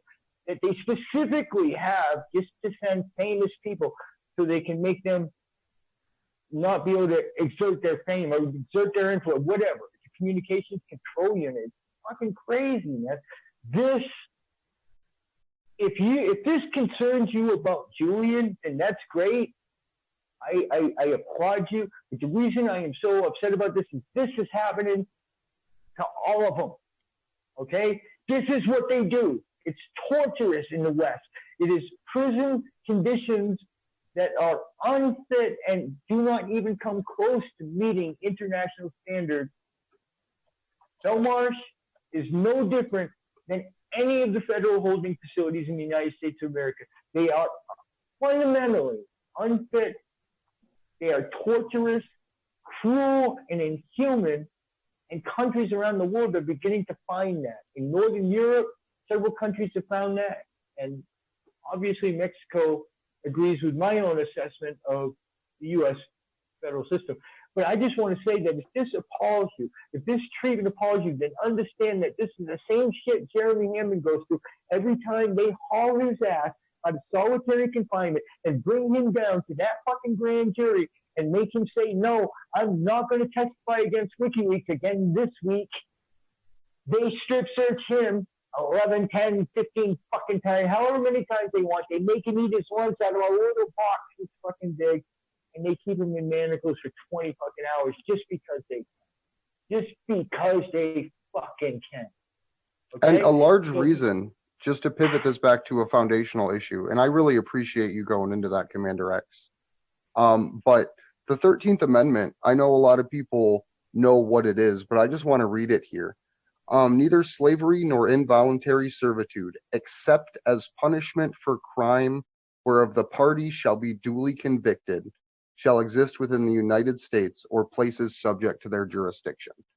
So I just want to point out, to bring this back to a post-ideological standpoint, the reason things like this, or part of the reason things like this are allowed to happen, is because we still have legal slavery in our country. And it's something that gets... The reason that stuff like this is allowed to happen is the fundamental argument that the prosecutor put forth himself in the fucking trial. And this is what it is. He said, and I state, because we are a liberal democracy, we are absolved from the secular judgment of other liberal democracies on these fucking issues. In other words, tough fucking shit. We can house our prisoners any way we want. We can run our justice system as corrupt as we fucking want, because in this day and age of liberal fucking democracy, another liberal democracy doesn't get a right to say shit. And well, just look at what's happening at the prisons in Alabama. Exactly. Well, it's a horror show. Prison advocacy has come such a long way since the internet. When I was in, there was no such thing as the internet. We had the mailing list and people writing, and it's awesome. We had families against mandatory minimums, which were huge back then because the mandatory minimums were a big crushing weight on so many people's shoulders. But I have been in federal custody, and this is the key question at hand, because that's what Julian is facing. And I can tell you that federal custody is specifically cruel, inhuman, torturous, and degrading, and it is designed to be that way. It is designed to be as torturous and dehumanizing and as degrading as possible, because they are the ultimate jurisdiction. Nobody can fucking gainsay them. So even state prisons, you would come out of federal. I remember coming out of federal custody. This is how bad it is. This is no word of a lie. Here's the story. I came out of federal custody one time into state custody, and the local sheriff, he knew me because I'd been in his custody a bunch of times, and he had to pick me up from the feds at the airport, man. Honest to God, the man took the handcuffs off me on the tarmac and wrapped a blanket around me. I looked that fucking bad. And drove me to the jail, which he had to do. But, I mean, that's how bad it was that fucking local pigs were worried about me, man. I was so rough when I came off that airplane from U.S. federal custody. It is designed to grind you to dust. It's amazing to me that the Saudi Arabian justice system has a 99% conviction rate, as does the Chinese justice system. And we hear so much in the world about how horribly corrupt those justice systems are, how no trial could ever possibly be. The United States justice system has a 97% conviction rate. Okay, so folks, we're talking the U.S. justice system is 2% less corrupt than Saudi Arabia and China. Because any lawyer, any legal scholar will tell you that in a truly adversarial justice system, a 97% conviction rate is fucking impossible. It's literally impossible. It's something like you could have actual kangaroos in suits and wigs holding a gavel, and it would be more fair and more impartial and much more realistic of approaching some system of justice. The espionage court has 100% conviction rate, the one that Julian would be going to. And espionage, as it was proven in court, is a fundamentally political charge. It has always been accepted that it is a fundamentally political charge. Now, if you get caught within the United States doing espionage, you're probably screwed. I mean, you can argue politics all you want, but they got you. But this is a foreign publisher who's a foreign citizen who is poaching from foreign soil. I'm sorry, but you just don't get to do that. I mean, it's just not. I think the judge is going to see that is fundamentally unacceptable. I think that's what the finding will be. I really feel that's the way it's going to be. But know in your heart that this doesn't end with Julian. If you're concerned about this kind of treatment, you need to know that Anonymous in particular has been fighting these cases with like Jeremy Hammond. I mean, Jeremy Hammond only recently became involved in the WikiLeaks case. We've been fighting for Jeremy now for 10 fucking years. So don't tell me about Jeremy Hammond and WikiLeaks and the conditions that Jeremy is under. If you follow the Free Jeremy Twitter account, there's a daily account of Jeremy going in and out of the shoe, getting his cell daily trashed just because for political reasons that they'll go in for 3 or 4 days in a row and turn his cell upside down, which is that's your life, man. That's your home, and it's just the amazing amount of inhumane treatment, torturous treatment, lack of food, lack of proper health care. The list goes on and on, So I don't think I've ever had proper health care in federal custody, ever. I don't think I've even on seen Wednesday a doctor. On Wednesday last week, we went out to Chelsea and Jeremy's prison, actually, in Virginia. And our rally there, we read the speech or the letter that Chelsea sent to her judge, the letter that Jeremy sent to his judge about their grand juries. But the other thing that we did, because we wanted to make sure that they knew that people were out there, was the way the prison's set up. The complex itself is right here, and it's set back in the middle of the city, literally. And then there's an overpass or an entry ramp onto an overpass that runs right here. So we pulled 25 to 30 people after all of our events and after reading these statements underneath that overpass. And we each had our whistles because we figured we're going to fill this whole parking lot with whistleblowers. And so we were all under there and just blasted our whistles for a good 3.5, 4 minutes. And it was deafening. I saw that. Yeah. Noise demonstrations are incredibly effective. And noise demonstrations are always effective. So. And I found out. Idea. I found out afterwards, actually, that Jeremy Hammond, once we had left, actually got moved from general back into solitary confinement as we were wrapping up our protests. Well, of course, that's So that's. I just really hope. I'm sorry to keep cutting you off, but real quick, I just really hope that we were able to have Jeremy and Chelsea hear us, because I want them to know that there were 30 whistleblowers in that parking lot that were standing up for them, that were trying to tell the people guarding them and everyone watching at home that this is fucking wrong. Jeremy's sentence is already up. Jeremy should be free right now, and that's the fact of the matter is he did his time for the Stratford hack. A hack, by the way, which revealed things. Again, it goes back to what vindicates transgressive action. I love what Barrett Brown had to say in the We Are Legion movie. He said, there are some things that just will never be revealed any other way. There are some things in this world that will never see the light of day from either A, a whistleblower, or B, will never see the light of day from some sort of investigation, congressional oversight, or any kind of journalistic investigation.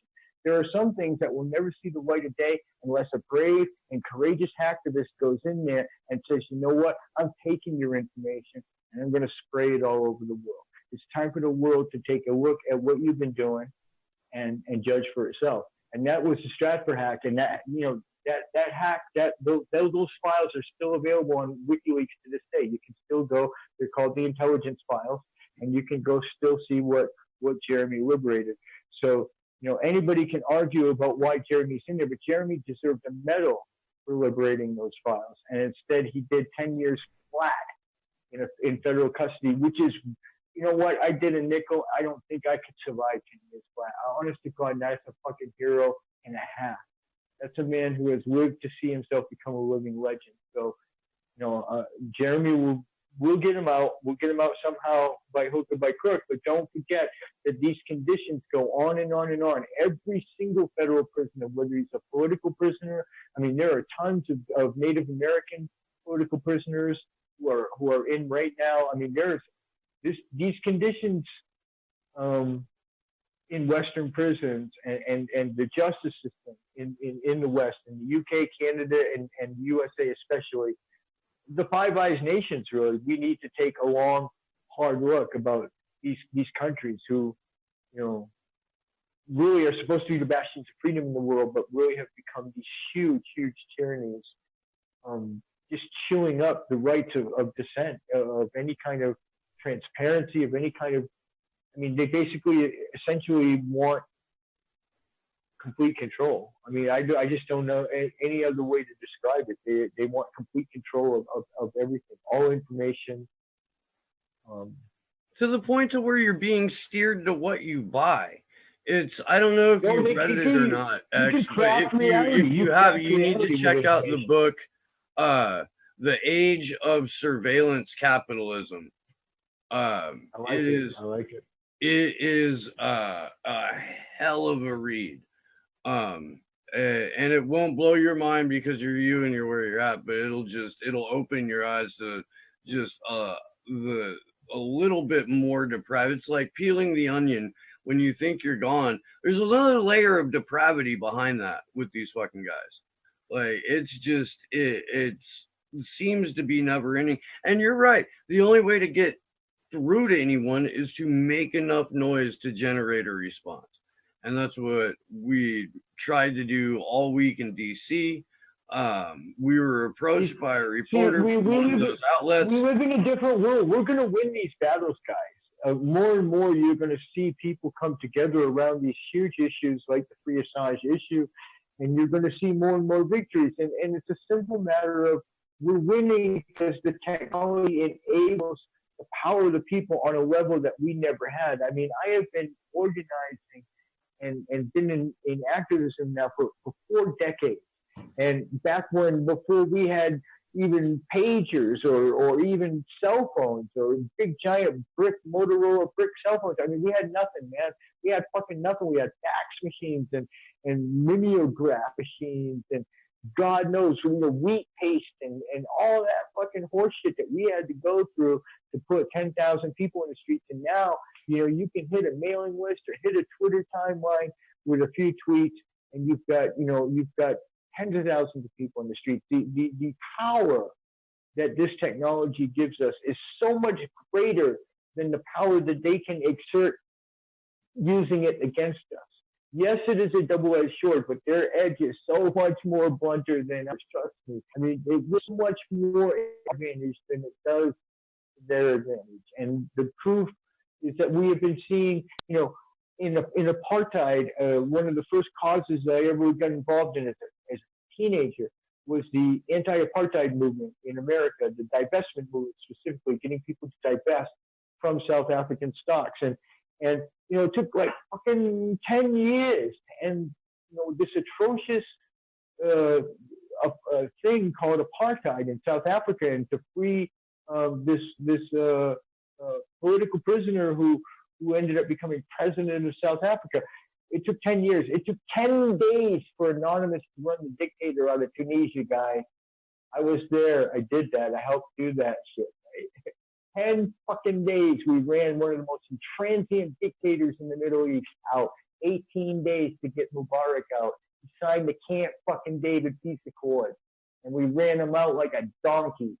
in 18 days. That's revolution. That's the advancement of the technology, the increased power that the people can apply now to these situations is going to mean that we're going to begin winning them pretty much at will until we eventually take away, the power from this empire, which I think we eventually got to face. I mean, after Julian, one of the big questions we got to face is, do we even want to allow an empire like that to continue to exist? I mean, if it's going to behave that way in the world, then we all are in danger, and maybe we just want to, shut that shit down too. So I don't know. That's for another day. But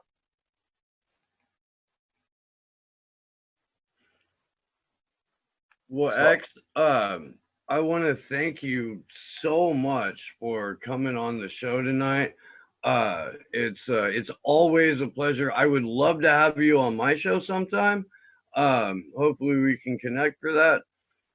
My audience would appreciate you. I guarantee it. Half of them are here right now. And yeah, if you have, let people know where to find you. Let people know that you got. Sure, yeah. Shout out to my peeps for watching tonight. Always my followers on Twitter for tuning in to the Free Assange Vigils. Whenever I come on, usually my own supporters are pretty good about tuning in. Guys, if you're a supporter of mine and you're not already neck deep in work to free Julian, then you're just on the shit list. So most of my people know what to be doing. But thanks for tuning in, guys, tonight, all my peeps. If you're more interested in stuff about me and my situation, especially how it overlaps with the idea of information activism in general, political asylum, and my own situation, commanderx.info. You can get pretty much everything there, from my Twitter to all my social media accounts are listed there. Everything about me is at commanderx.info. So if you're curious to learn more about it, I think my case is an enlightening case. I think it shines light. I think all of these cases, and I said this when Rory Love was fighting his case, all of our cases are interconnected and they're all important. When Rory Love won his extradition case in the very same courts that Julian is fighting in, that was a victory for Julian before he even made it to the dawn. When I came across the border of Mexico and walked into that INM office and got political asylum, that is a victory for Julian. It's all of it is all good. So, and do whatever you can. I mean, do everything. Now it's going to be a very short time, guys. We're going to win this in a matter of weeks. So we're not asking you to sign up to end the Vietnam War here. Okay, this is not going to be hard. It's going to be easy and it's going to be fun. So just get out there and make it happen. And I think that we'll have good news in a little bit. Thanks for having me on, guys. I appreciate it. I'm going to go. My battery's probably going to die soon anyway, so I'll let you all go. Peace. Thanks for having me on. I'll come on any other shows anytime. Just the kids know how to get up with me. All right. We truly appreciate you having you here with us, Commander. It's awesome to bring you on. So we're going to pivot. We're going to pivot here to talk about some news that's coming out, some articles that Craig Murray's written lately, because he is one of the leading sources actually putting out information right now. So if we could have Josh pull up that article here about the glass box being a form of torture, that would be cool. So in Thursday's separate hearing on allowing Assange out of the armored box to sit with his legal team, I witnessed directly that Barrister's ruling against Assange was brought into her court before she heard the defense counsel put the arguments and delivered by her entirely unchanged. I might start by explaining to you my position in this public gallery. Vissa, the judge. All week, I deliberately sat in front right-hand seat. The gallery looks out through an armored glass window at the height of about 7 feet above the courtroom. It runs down one side of the court and the extreme right hand of the public gallery is above the judge's bench, which sits below perpendicular to it. Remarkably, therefore, from the right-hand seats of the public gallery, you have an uninterrupted view of the top of the whole judge's bench and can see all of the judge's papers and computer screens.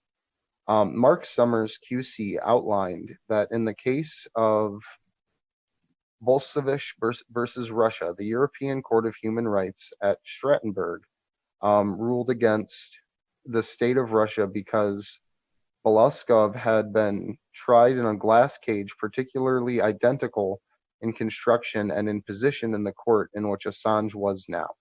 It hindered his participation in the trial and his free access to counsel and deprived him of human dignity as a defendant.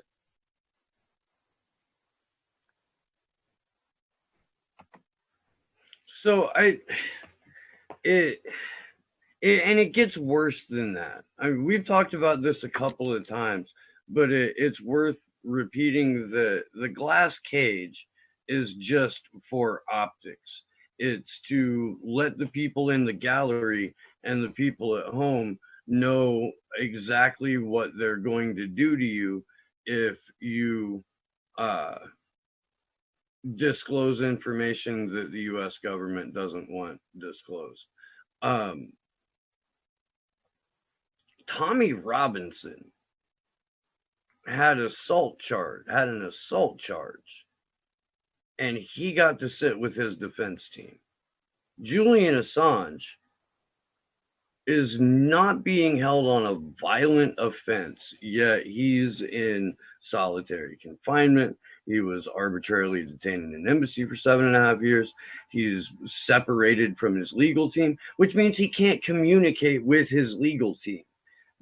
Finally, the last day of the hearing, Barrister let him wear a set of headphones so he could sort of hear what was going on, but could still in no way, shape, or form communicate with his freaking lawyers.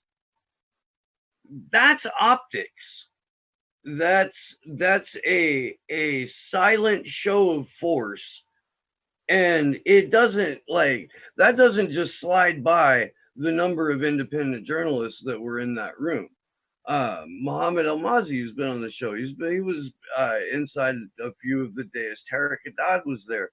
Kevin Gustola, was one of the handful of Americans that were over there. He was inside every day, and they've all commented about how just horrifying that was. Because aside from the grotesque and inhumane treatment of a non-violent political prisoner, it's a threat. Well, and I don't really know anything about the UK justice system or like their typical protocol. But I mean, I did a thread on Twitter the other day in the United States. We've let people like the Boston bomber sit with his defense attorneys and BTK and I mean, all kinds of just horrible, like serial killer, Samuel Little, like all kinds of like truly violent, evil, sadistic people sit in a courtroom beside their defense attorneys. And Julian Assange, who's never committed a violent crime in his life, who is this kind of frail intellectual who's been under lock and key for years and is worn down by that, and he has to sit behind a glass wall like Hannibal Lecter. It's crazy that is something that isn't being made a bigger deal out of. The fact that he can't communicate with his defense attorneys is insanity to me. Like, I don't understand why people don't get why that's a serious issue. That's a huge threat of for everyone. It's not just Julian. Like, if they can do that to him, they're gonna do it to you too.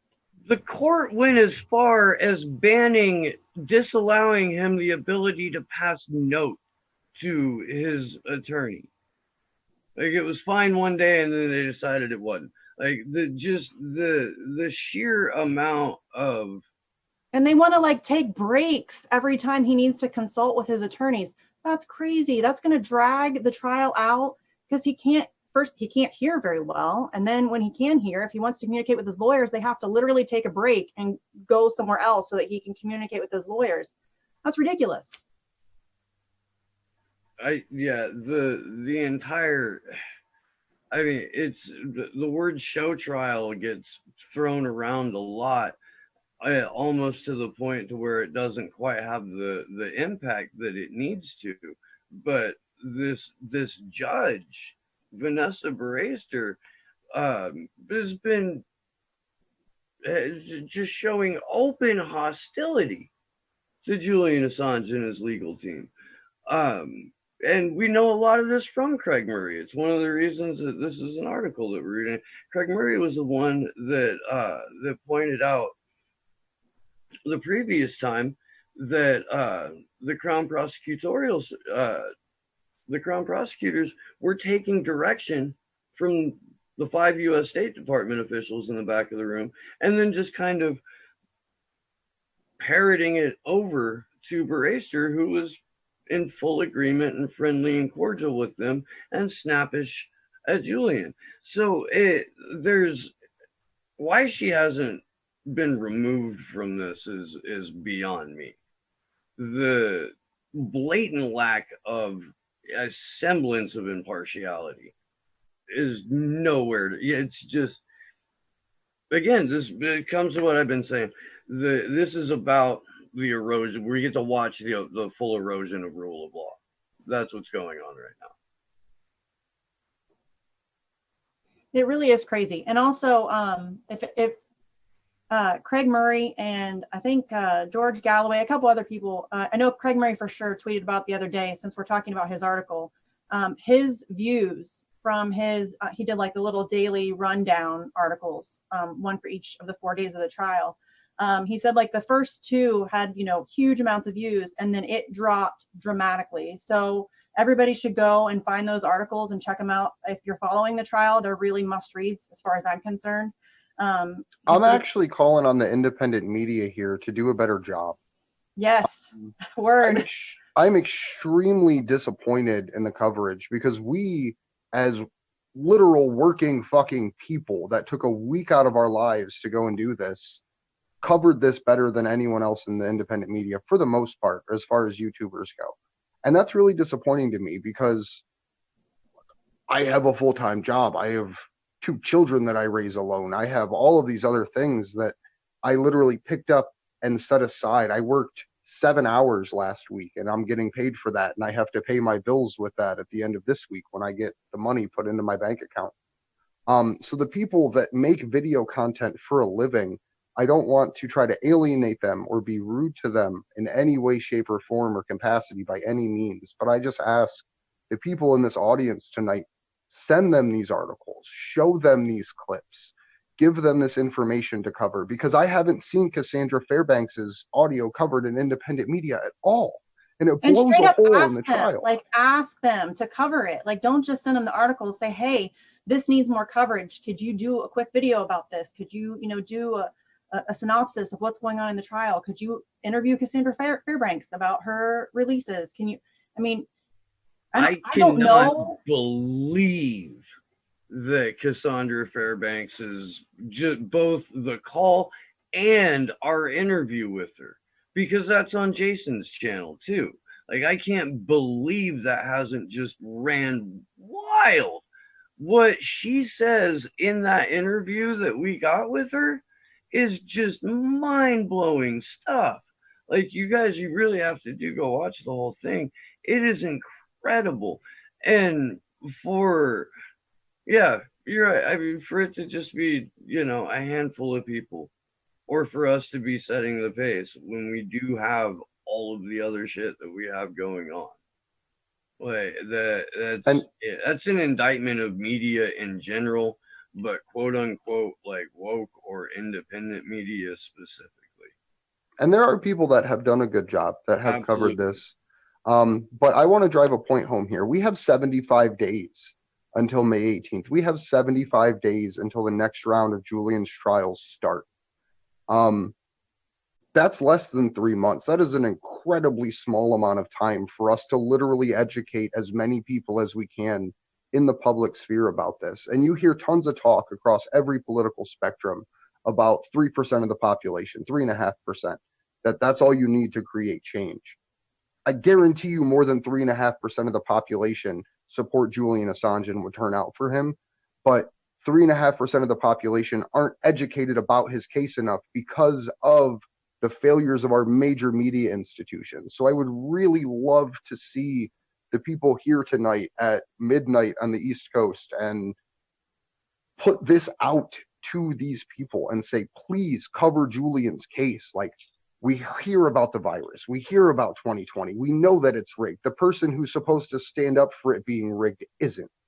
So let's just focus on the news that no one else is talking about right now. And for every video they put up about the 2020 race, comment and say, hey, where's a video about Julian?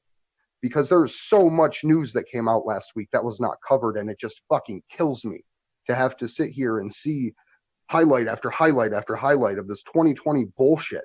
But no one's actually saying, these are what we're fucking losing. And it doesn't matter what side of the political spectrum you're on, left, right, middle, top, bottom, under a fucking rock. Like, this is some real shit that is not getting covered in real time, because at this point, it's a week old. And creators are going to be like, whoa, you know, it happened last week. Like, I'm not going to fucking cover it. Like, fucking cover it now. Like, if you haven't done it yet, cover every detail of this fucking case. Make your own mini documentary with all the information that you can find and put out a 2-hour piece about what happened. Put out a 5-minute piece about what happened 3 times a day. Just please, like, everyone in the independent media, please put out as much as you possibly can, because you are the people who get paid to do this full time. You are the people not that only get... that, they have to pick up where the mainstream media is never, ever, ever, ever going to touch this. They should be doing 3 times as many videos as they think they should be doing on Julian Assange, just to pick up for the slack from the fact that mainstream media is either not reporting it or reporting it wrong. So, I mean, this, like I keep trying to explain to people that this is, if you think it's bad now, if you think your elections are rigged now, imagine when there is no more adversarial journalism. You think it's going to get better? No, it's going to get worse, way worse. Like, this is the Julian Assange trial is literally a turning point for humanity, for the history of humanity. Like, this is going to be something that has implications that are way more than we could even imagine. Like, this is going to impact so much for so long. And yes, I get it, the election's important, but you don't have to cover that in every single one of your videos. 1 video a day, 2 videos a day, 1 video a week. All say the same shit. Yeah. And you're not learning anything. Yeah. Like, you can glean, you know, 131 poll stations closed from that tweet and get the entire gist of what happened, because we've all been, like, everybody that's on right now, we've all been telling you for years that this exact thing was going to happen.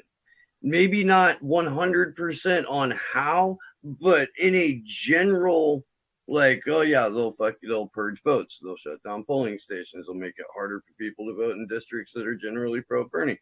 Well, you know, the smears are just starting, like, and this is, you know, a while ago, like, and they have only built, and people are like,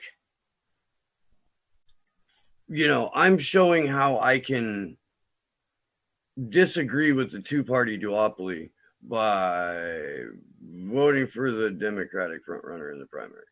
Like, that's very revolutionary, Steve. This is why we want the disaffected DSA members and the disaffected Bernie Sanders, but not that, you know, mathematically, I mean, I guess if he just blew out every state from here to the convention, he might get 1901, but I don't see that happening. And a contested convention means a bullshit empty suit warmongering centrist, and it means 4 more years of Donald Trump, And Donald Trump, as we know from Cassandra Fairbanks, because she told it to us while we were sitting on a couch with her, Donald Trump has been after Julian Assange the entire fucking time. He used and it's for his own personal political gain, nonetheless. Yeah. It is for Julian to say something that has already been said. It's for Julian to reveal a source. And I would like to put it out there. His name was Seth Rich. We went and took a picture at the intersection that he was murdered with candles that couldn't light because of the wind that says his name was Seth Rich. And if that's what it's going to take to get Julian not extradited, is to cover Washington, D.C. in fucking posters that say his name was Seth Rich, then that's what it's going to take. But you can't vote as hard as you can without voting with your feet. And you can't vote as hard as you can without voting with your wallet. And you can't vote as hard as you can without making as much noise as humanly possible. And that's what I really hope that we can inspire people to do, is to be the change in their community, to be the person that's willing to walk outside, put a poster on a telephone pole, and walk to the next pole to put another one on. Because that's how you get issues in front of people's faces on a local level, and that's how you create change in a society. Because if you have, let's say, 20 people between 20 cities all doing this in a coordinated way, it may not be covered by the mainstream media, but it doesn't have to be, because it's being covered by the people driving to work, breaking their daily monotony with a no more torture sign on an overpass. And that makes a statement. That drives a point home into people's fucking hearts that something is wrong, to the point that US citizens have to stand up against our government torturing our citizens, in the case of Chelsea Manning, Jeremy Hammond, as well as all of the other people in our legal slave process, as well as persecuting a journalist that is not a US citizen and claiming that the Espionage Act, a national security law, applies, but the Constitution does not.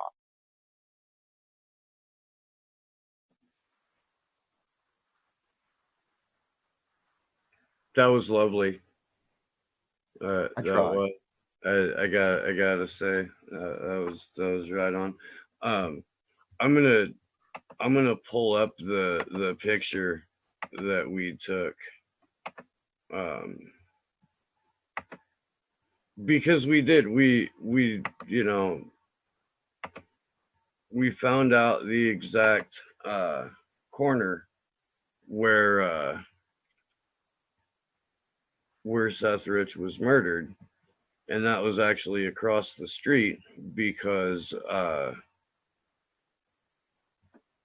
we didn't want to put it up in front of a residential area. Yeah, we across didn't the street put it there up was right in front of a house there was like a corner store, and so it was a quote unquote more public space, and there was room for the candles. So that worked out. But yeah, I mean, it was a well lit, not sketchy. There were like cops that were a couple of blocks away that were just being cops. Like, it wasn't like we were walking into old DC in, the late 80s, early 90s, when people were getting murdered just for showing up. Like, nothing about the narrative for Seth Rich fits. Nothing. And I really do hope that with all of the lawsuits that Ed Butowski filed, that one of the 15 or whatever he threw, one of them sticks, because then we'll actually get real information about what happened. And we can speculate, and there's a lot that we do know that makes the speculation probably fairly close to the reality of the situation. But man, it would be nice to have documents on that.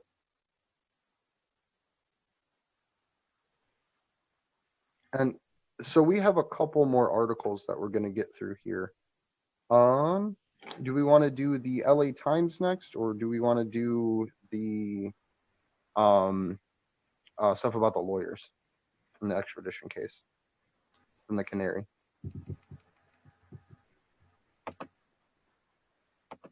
I would say we could start with the Canary article and then go from there. Good.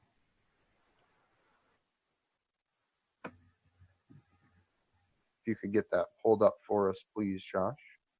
So this article is titled, "More Bombshells from Assange's Lawyers, Extradition Case Exposed a Serious Flaw." A serious flaw in the U.S. extradition case against Julian Assange has been exposed by lawyers representing the WikiLeaks founder. Consequently, the defense has called for the extradition to be denied. In the course of the proceedings, the defense also revealed more bombshells, including how witnesses will be called back up, claims to direct political interference by the United States in the extradition process. The political nature of WikiLeaks. At the extradition hearing, Edward Fitzgerald, for the defense, referred to the submission to the court, which quoted from the 2013 U.S.-UK extradition ratified in 2007. Extradition shall not be granted if the offense for which extradition is requested is a political offense. The submission referred to a number of cases where it was successfully shown that extradition was denied because the offense, including the charge of espionage, was considered political. To back up their claim that Assange's activities are political, the defense quoted U.S. Secretary of State Mike Pompeo's favorite description that goes, "WikiLeaks walks like a hostile intelligence service and talks like a hostile intelligence service." Even computer misuse as alleged by the U.S. in this context could be seen as a political offense, and to provide further clarity, the defense showed how the Lords of the House specified that it is, not necessarily for the defendant in such cases, but seeking political power or the overthrow of a government. The submission concluded that the court should dismiss the extradition request. The article goes on a little bit further too, but I'm going to just cut it there to see kind of what you guys think about it before we dive back in. Well, Taylor did a really good video with, I'm not for the life of me going to remember his name, but the legal expert when she was in London about the difference between the Extradition Act and the Extradition Treaty. And it's kind of complicated, but if people go watch that video, that guy does a great job of kind of trying to explain the difference and how that all works. But yeah, I don't see how they can try to claim that this isn't political, because it clearly is. I mean, I don't know. It just seems like they're reaching, definitely, for sure. Well, and unless they have to, yeah. Because WikiLeaks has been such a fucking effective thorn in the side of empire, and they can't come flat out and say we're slowly torturing this man to death because he exposed just how craven and criminal and to the core evil we are, because that doesn't market well. So they have to make it about all of this just fantastical crap, because their only other recourse is to tell the truth, and that's not going to happen. Well, Caitlin Johnstone actually the other day wrote an article. She made a really good point. At this point, we kind of find our, like, as Julian supporters, on the offense for a change, because right now, what it really does come down to, and what she says in her article is, do you believe journalists should be jailed for exposing war crimes? Yes or no? It's that simple. It's that cut and dry right now. Like, there is no other reason why he is being held in Belmarsh, being tried for this extradition hearing, other than the fact that he exposed war crimes. And you're either on the side of the war criminal or you're on the side of the person exposing them. It's that black and white. And pick a side, and then start fighting. Absolutely, because everyone likes to be locked in team play. They like the red and blue and all the bullshit that comes around and all the fun that they get to have on being on a team. So the team that I'm asking people to join, aside from Republican, Democrat, Libertarian, Green Party, Independent, Lib, Conservative, whatever you consider yourself, make your first team human. Make your first team about the fact that we're here together, regardless of ideology. Because if we, as a collective society, lose this case, it's over. We have no ability to have political differences because we can't even discuss it. We can't even get accurate information to know about the policies that we would like to change, to know about the wars that are happening in our name. To the point that if it wasn't for institutions like WikiLeaks, the shadow war in Africa would mostly still be dark.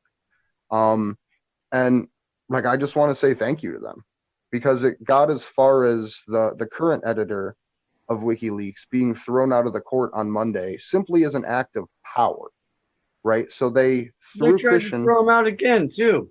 Yeah. They let him back in to try and throw him out again. Yep. Simply because they have the ability to do that, because there are so few people watching.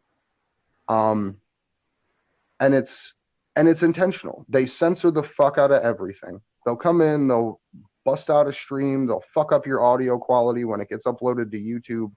And it's because this actually fucking matters.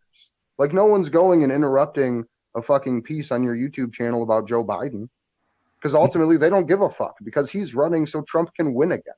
Right. Well, that's so what the thing, though, and that's why these content creators are so hesitant to put their names next to Julian Assange's, because they're well, because if they don't now, their name will be put next to Julian Assange's as United States torture victims.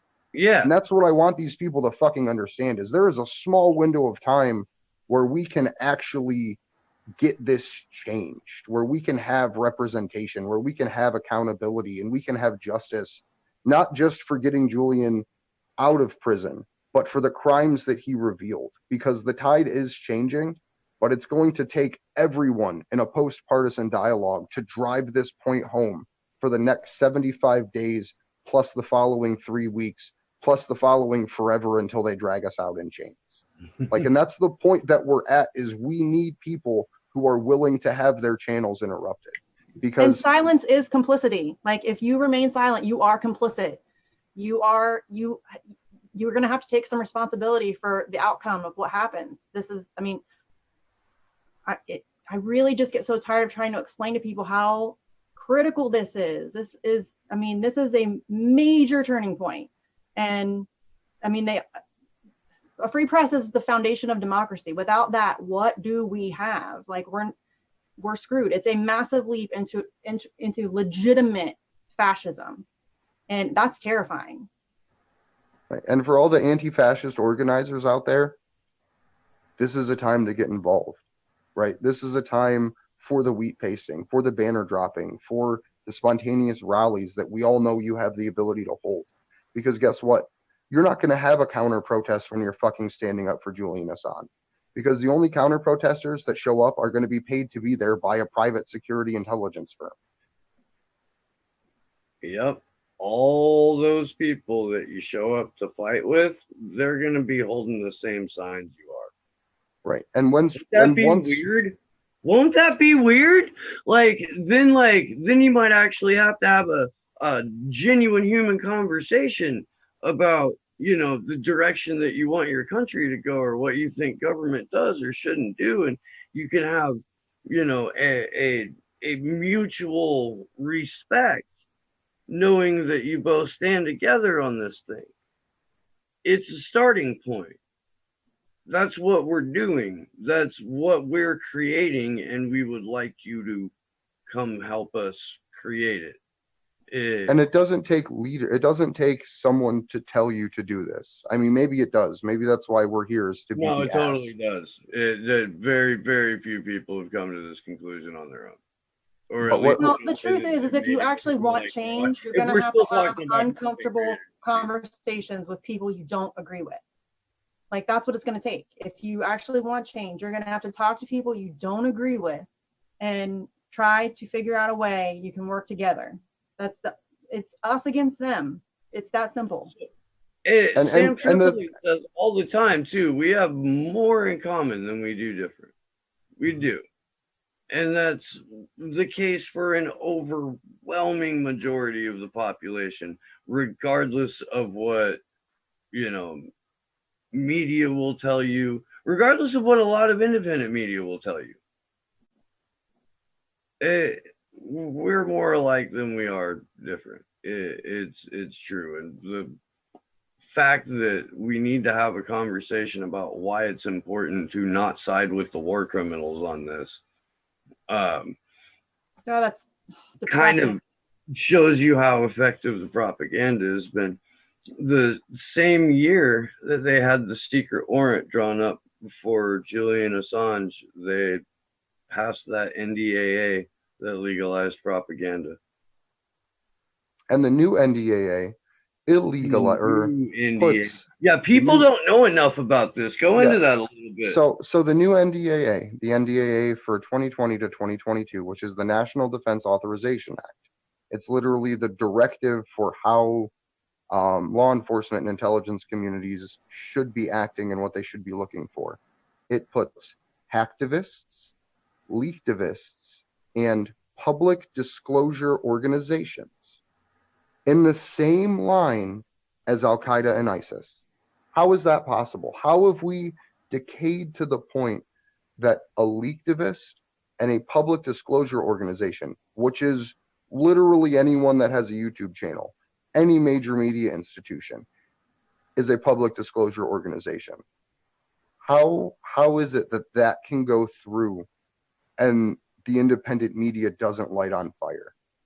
Like, how is it that they can pass that we can go? Didn't you hear? Elizabeth Warren said something entirely predictable and utterly lame in the scope of what's really going on. Didn't you hear? For some weird reason, Bernie Sanders is getting screwed out of an election. Donald Trump. When did we find out about the DNC rigging elections? Like, when did we read their own words about the elections that they are rigging? Because I'm pretty sure there's a lawsuit that's been out for a couple years now that kind of referenced some material that was about some emails that the Russians didn't have any part of. So, like, that's going back to the Supreme Court. The DNC are appearing in front of the Supreme Court. The DNC fraud lawsuit. Is that the same lawsuit where they argued that they don't even have to hold elections, that they could just pick a smoke-filled back room and pull a candidate out? Yeah, technically, there's no such thing as a Democrat. The DNC is a private entity that is not obligated to follow its own bylaws or charter. They could literally put the kibosh on the primaries right now and say Hillary Clinton is the nominee. Well, they did. Right Look now. at Super Tuesday. Look at Iowa. They literally are, and people still act like it's legitimate. There hasn't been a single caucus or primary that has not been fucked up in some way. And everybody's I don't even support the guy that they're fucking. I know, I don't either. Like, and I'm more mad about than they are. That doesn't mean that, like, you shouldn't point it out, like, oh my God. And it's so, like, it gets hard to defend Bernie.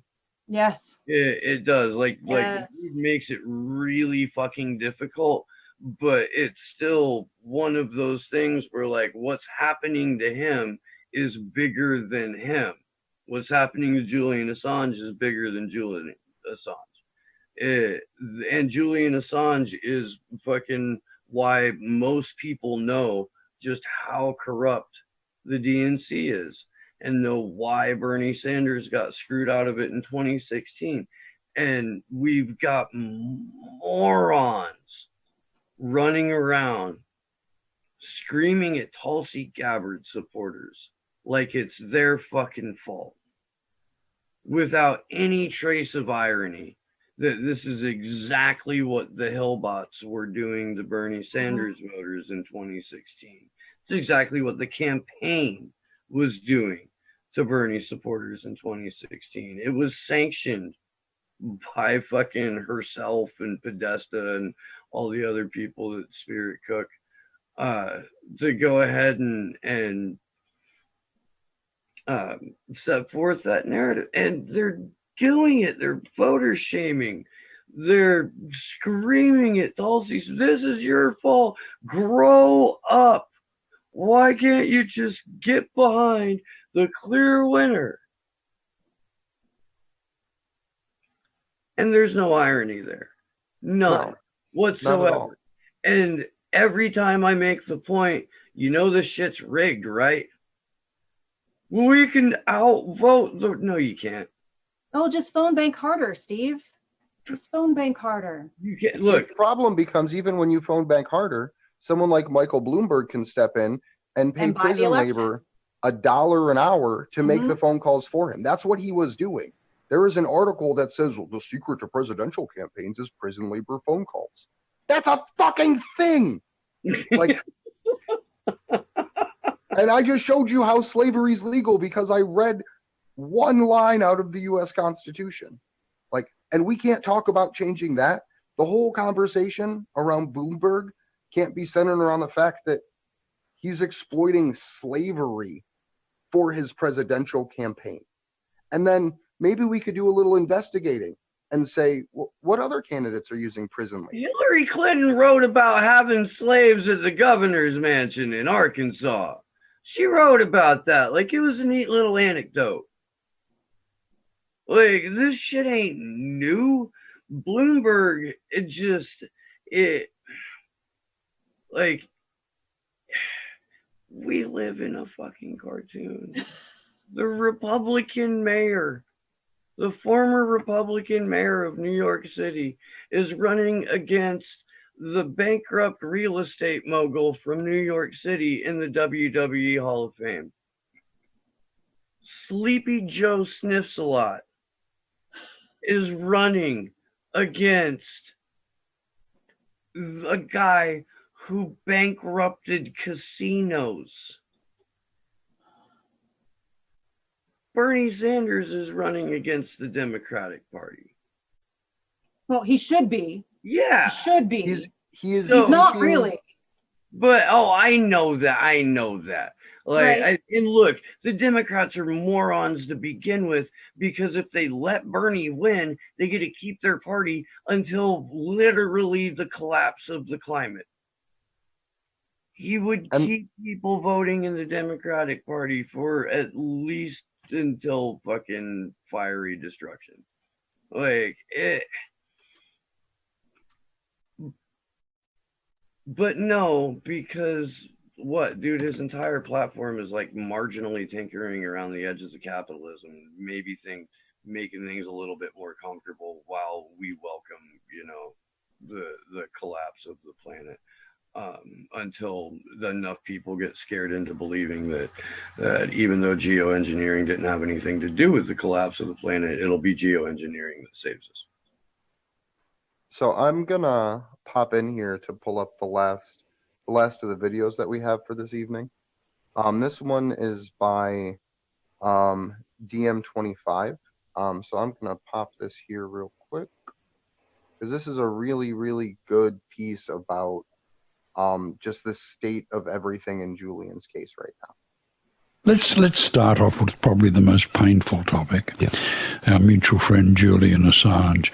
You managed somehow to spend some hours with him. Yes, I visited him last week at the Belmarsh high security prison, together with his wonderful dad, John Shifton. We did get 2 hours, and John was so nice, he allowed me to use up that 2-hour slot to have a very long conversation with Julian. Look, 2 words. Gratuitous cruelty. That characterizes his treatment in that prison. He should not be in prison at all. I mean, he's not been charged with anything really. Well, it's hard to commit treason against a country of which he is not a citizen with allegations that took place outside that country? Well, at the moment, he's not being held in the United States. He's held in the United Kingdom. This is an extradition hearing. He should be bailed. And even if he is not bailed, there's no excuse for having him in a high security prison where he's locked up for a minimum of 22, sometimes 23 hours a day. That you do to somebody that you're trying slowly to murder. And it's completely disanalogous, out of proportion with what is going on, which is a hearing for extradition. Is it inevitable, in your view, that he will be extradited? No, I don't believe in inevitability. It's possible. It keeps me up at night. But I would like to imagine that at the upper echelons of the British justice system, there are High Court judges or Supreme Court judges that will assert their independence, because the case is very clear. Three questions. Firstly, is this a political offence or is this a criminal offence? Because if it is a political offence, the United Kingdom does not extradite to the United States, according to the treaty, anyone for political offences. Secondly, should he get a fair trial? Is there any chance that he will get a fair trial in the United States? It's clear that there is zero probability of that. We know how the system works there when treason is on the table. And thirdly, would he survive prison there, the Supermax prison system? There's no doubt he wouldn't. Already his health has deteriorated massively. Already the UN rapporteur on torture and 165 doctors have ruled that... I haven't seen him since the Ecuadorian Embassy, years ago now. And even then I feared for him. It was, he's been out of the light. He's been out of the sunlight, not the spotlight, for so long. Yeah. And what is quite astonishing is that basic rights that all sorts of prisoners have, the worst murderers on earth, he has been denied. He has been applying now for 8 months to be given the opportunity to exercise in the gym with other prisoners. He's been denied that. He's been regularly denied the only opportunity he has for walking, which is 30 minutes a day in a very confined yard where he can barely see the grey skies, around the Belmarsh Prison through the walls. And even that, for instance, the day when I visited him, because he got 2 hours with me, he was denied that 30 minutes of walking around. If you look at the way in which he's being treated inside the courthouse, so he's behind a glass container. Looking like Adolf Eichmann. Yeah, not allowed to confer with his lawyers. And this is an extradition treaty. It is quite astonishing. Is he surviving mentally? He's in a very dark place. He told me, and he asked me to convey this to you. And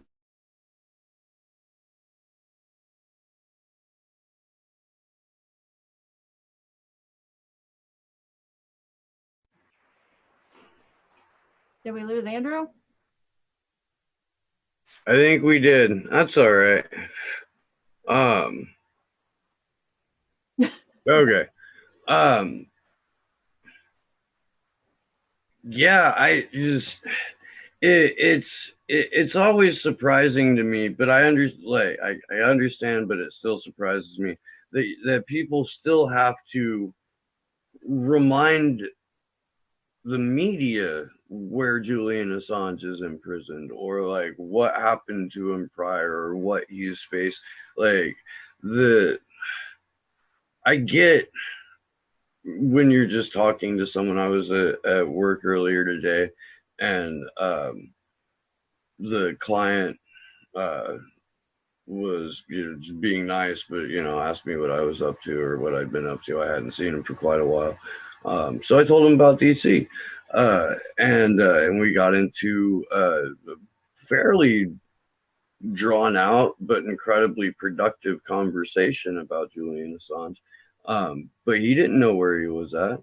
He believed that there was a political a partisan political motive for him to release the DNC emails, and that if it wasn't exactly coordinated by the Trump campaign, it was certainly sanctioned. And by the end of it, he was looking up on his phone as to where he could buy a copy of Cypherpunks. But he's also like a really intelligent dude who doesn't buy into the whole right-left paradigm to begin with. Although I think he was talking about voting for Bernie yesterday, because again, nothing says I'm a revolutionary like voting for the Democratic frontrunner.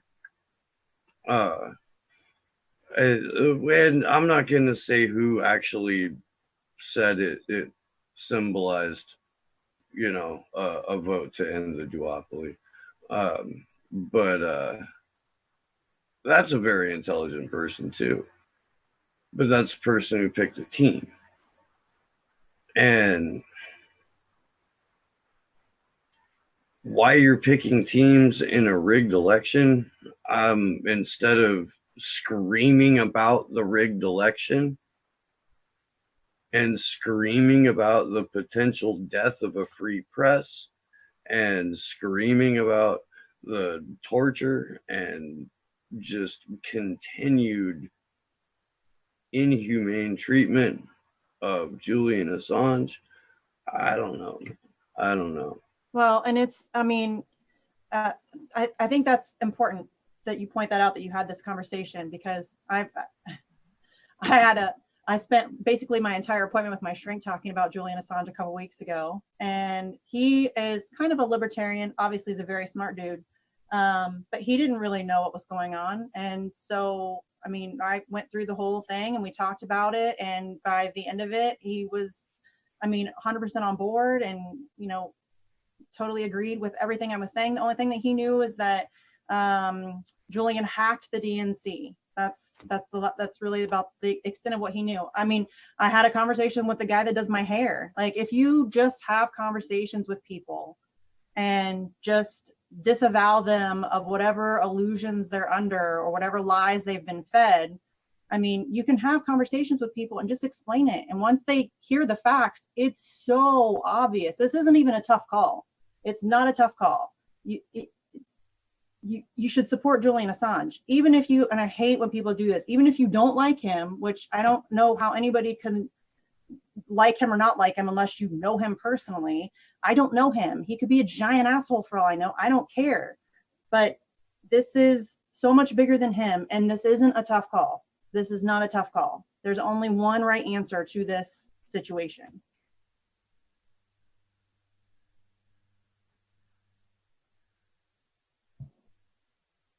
Did we get Andrew back? Yeah, I'm here. Oh, okay. I came back.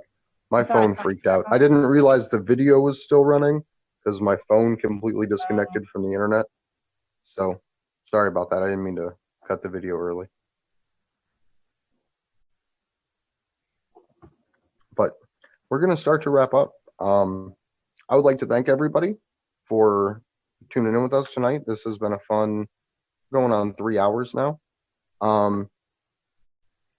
We're here every Wednesday. We'll be back. We will be in the streets. We will be at organizing events. We will be at DSA events. And I hope that by you include yourself in that, because this isn't possible. We cannot save this man's life and save free speech if we all don't do what we can.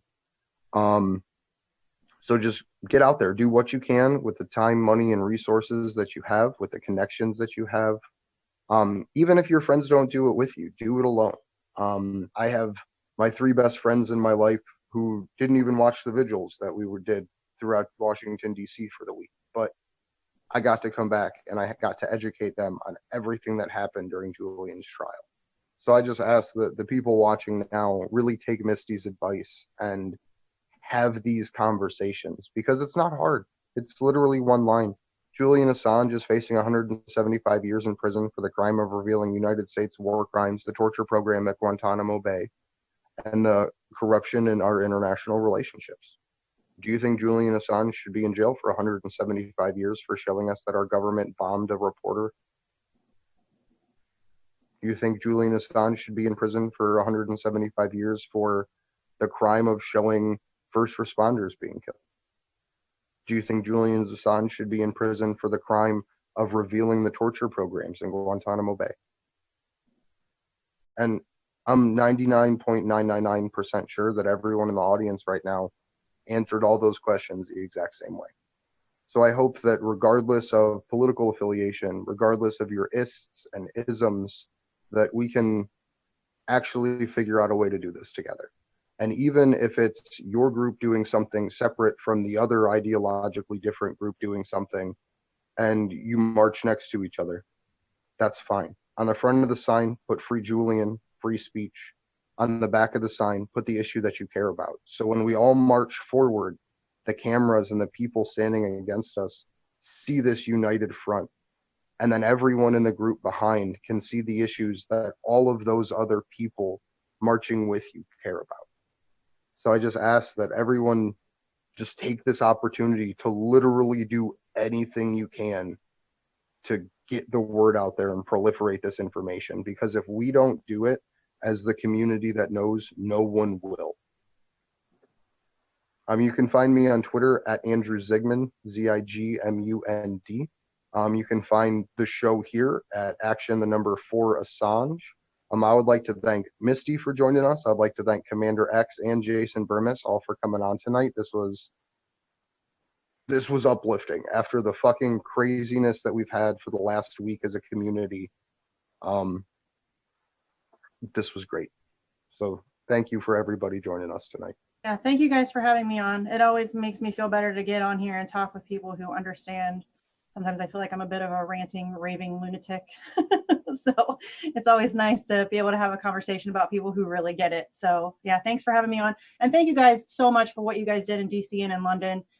You guys did amazing work. It was really fun to watch you guys on all your little adventures. And it was really cool to see everything you were able to put together in, a relatively short amount of time with the shoestring budget. I mean, it was really cool to see you guys do that. And I appreciate you guys taking the times out of your life. It's been tough for me to be able to do that right now. But for you guys to take time out of your lives to go and truly, try to make an impact. I'm proud to know you guys. You guys did great. And where can people find you, Misty? Oh, well, I mean, you can just find me on Twitter. It's at Sarcasm Stardust. I tweet all the time, y'all. Right on. I have a long list of people to thank, but before I do that, Taylor wanted to make sure that Tarek Haddad and Kit Clarenberg get vocal thanks from her. The London trip got shanghaied and I ended up not being able to go. The crew that she was with there really stepped up and fucking made it come together. She's got incredible footage from that. Activism Munich, which is just a internationally recognized badass organization, has been restreaming Action for Assange footage starting last week, and they're going to continue to do so, and that is so freaking amazing. So a big thanks to them. The people who co-sponsored the DC events, Popular Resistance, Code Pink, Women Against Military Violence. Did I get that right? Women Against Military Madness. Okay, yeah. People's Power Assembly of Baltimore. Yeah. We had 1 versus 5 Eye campaign. Uzi Dawson. We showed up Friday morning to the hearing for the embassy protectors. And outside we got to we watched them get presented was it like a piece of art, and it was a whole bunch of different people that made and signed it. At any rate, it was really cool. There's pictures of that I know on Popular Resistance. Next week, Kevin Zeese will be joining us, I believe. They have a court case. If you're in the DC area, real quick, they have a court case Friday at 9 a.m. I don't want to ask anyone to go there to be rowdy. I literally just want to ask people to go there and sit with them and be present and be a witness to what our government is doing again to these fucking courageous people that held their ground and kept up international law, right? These people that said, no, this is an embassy. This is a space that is recognized by a government independent of what the hell the U.S. wants to say. And they occupied it until they got ripped out of that building. So And I the just want case against them was sickening. What the jury wasn't allowed to know was just about everything. Like there's an article on Popular Resistance. I'm pretty sure that I covered it, and which brings me to my closing point. I have a show called Slow News Day. You can find it on YouTube by typing in Slow News Day Podcast. You can follow me on Twitter at Slow News Day Show. There's a Facebook page for Slow News Day. I don't hang out on Facebook much, but there's a page there.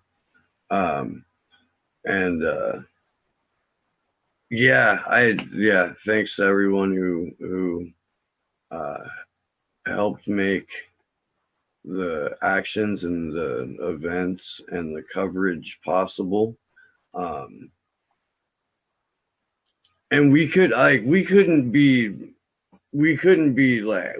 happier with the way that the week in DC went. It was incredibly surprising at times, but what we're building is a nonpartisan movement, a post-partisan organization, and we'd like y'all to, come be a part of that.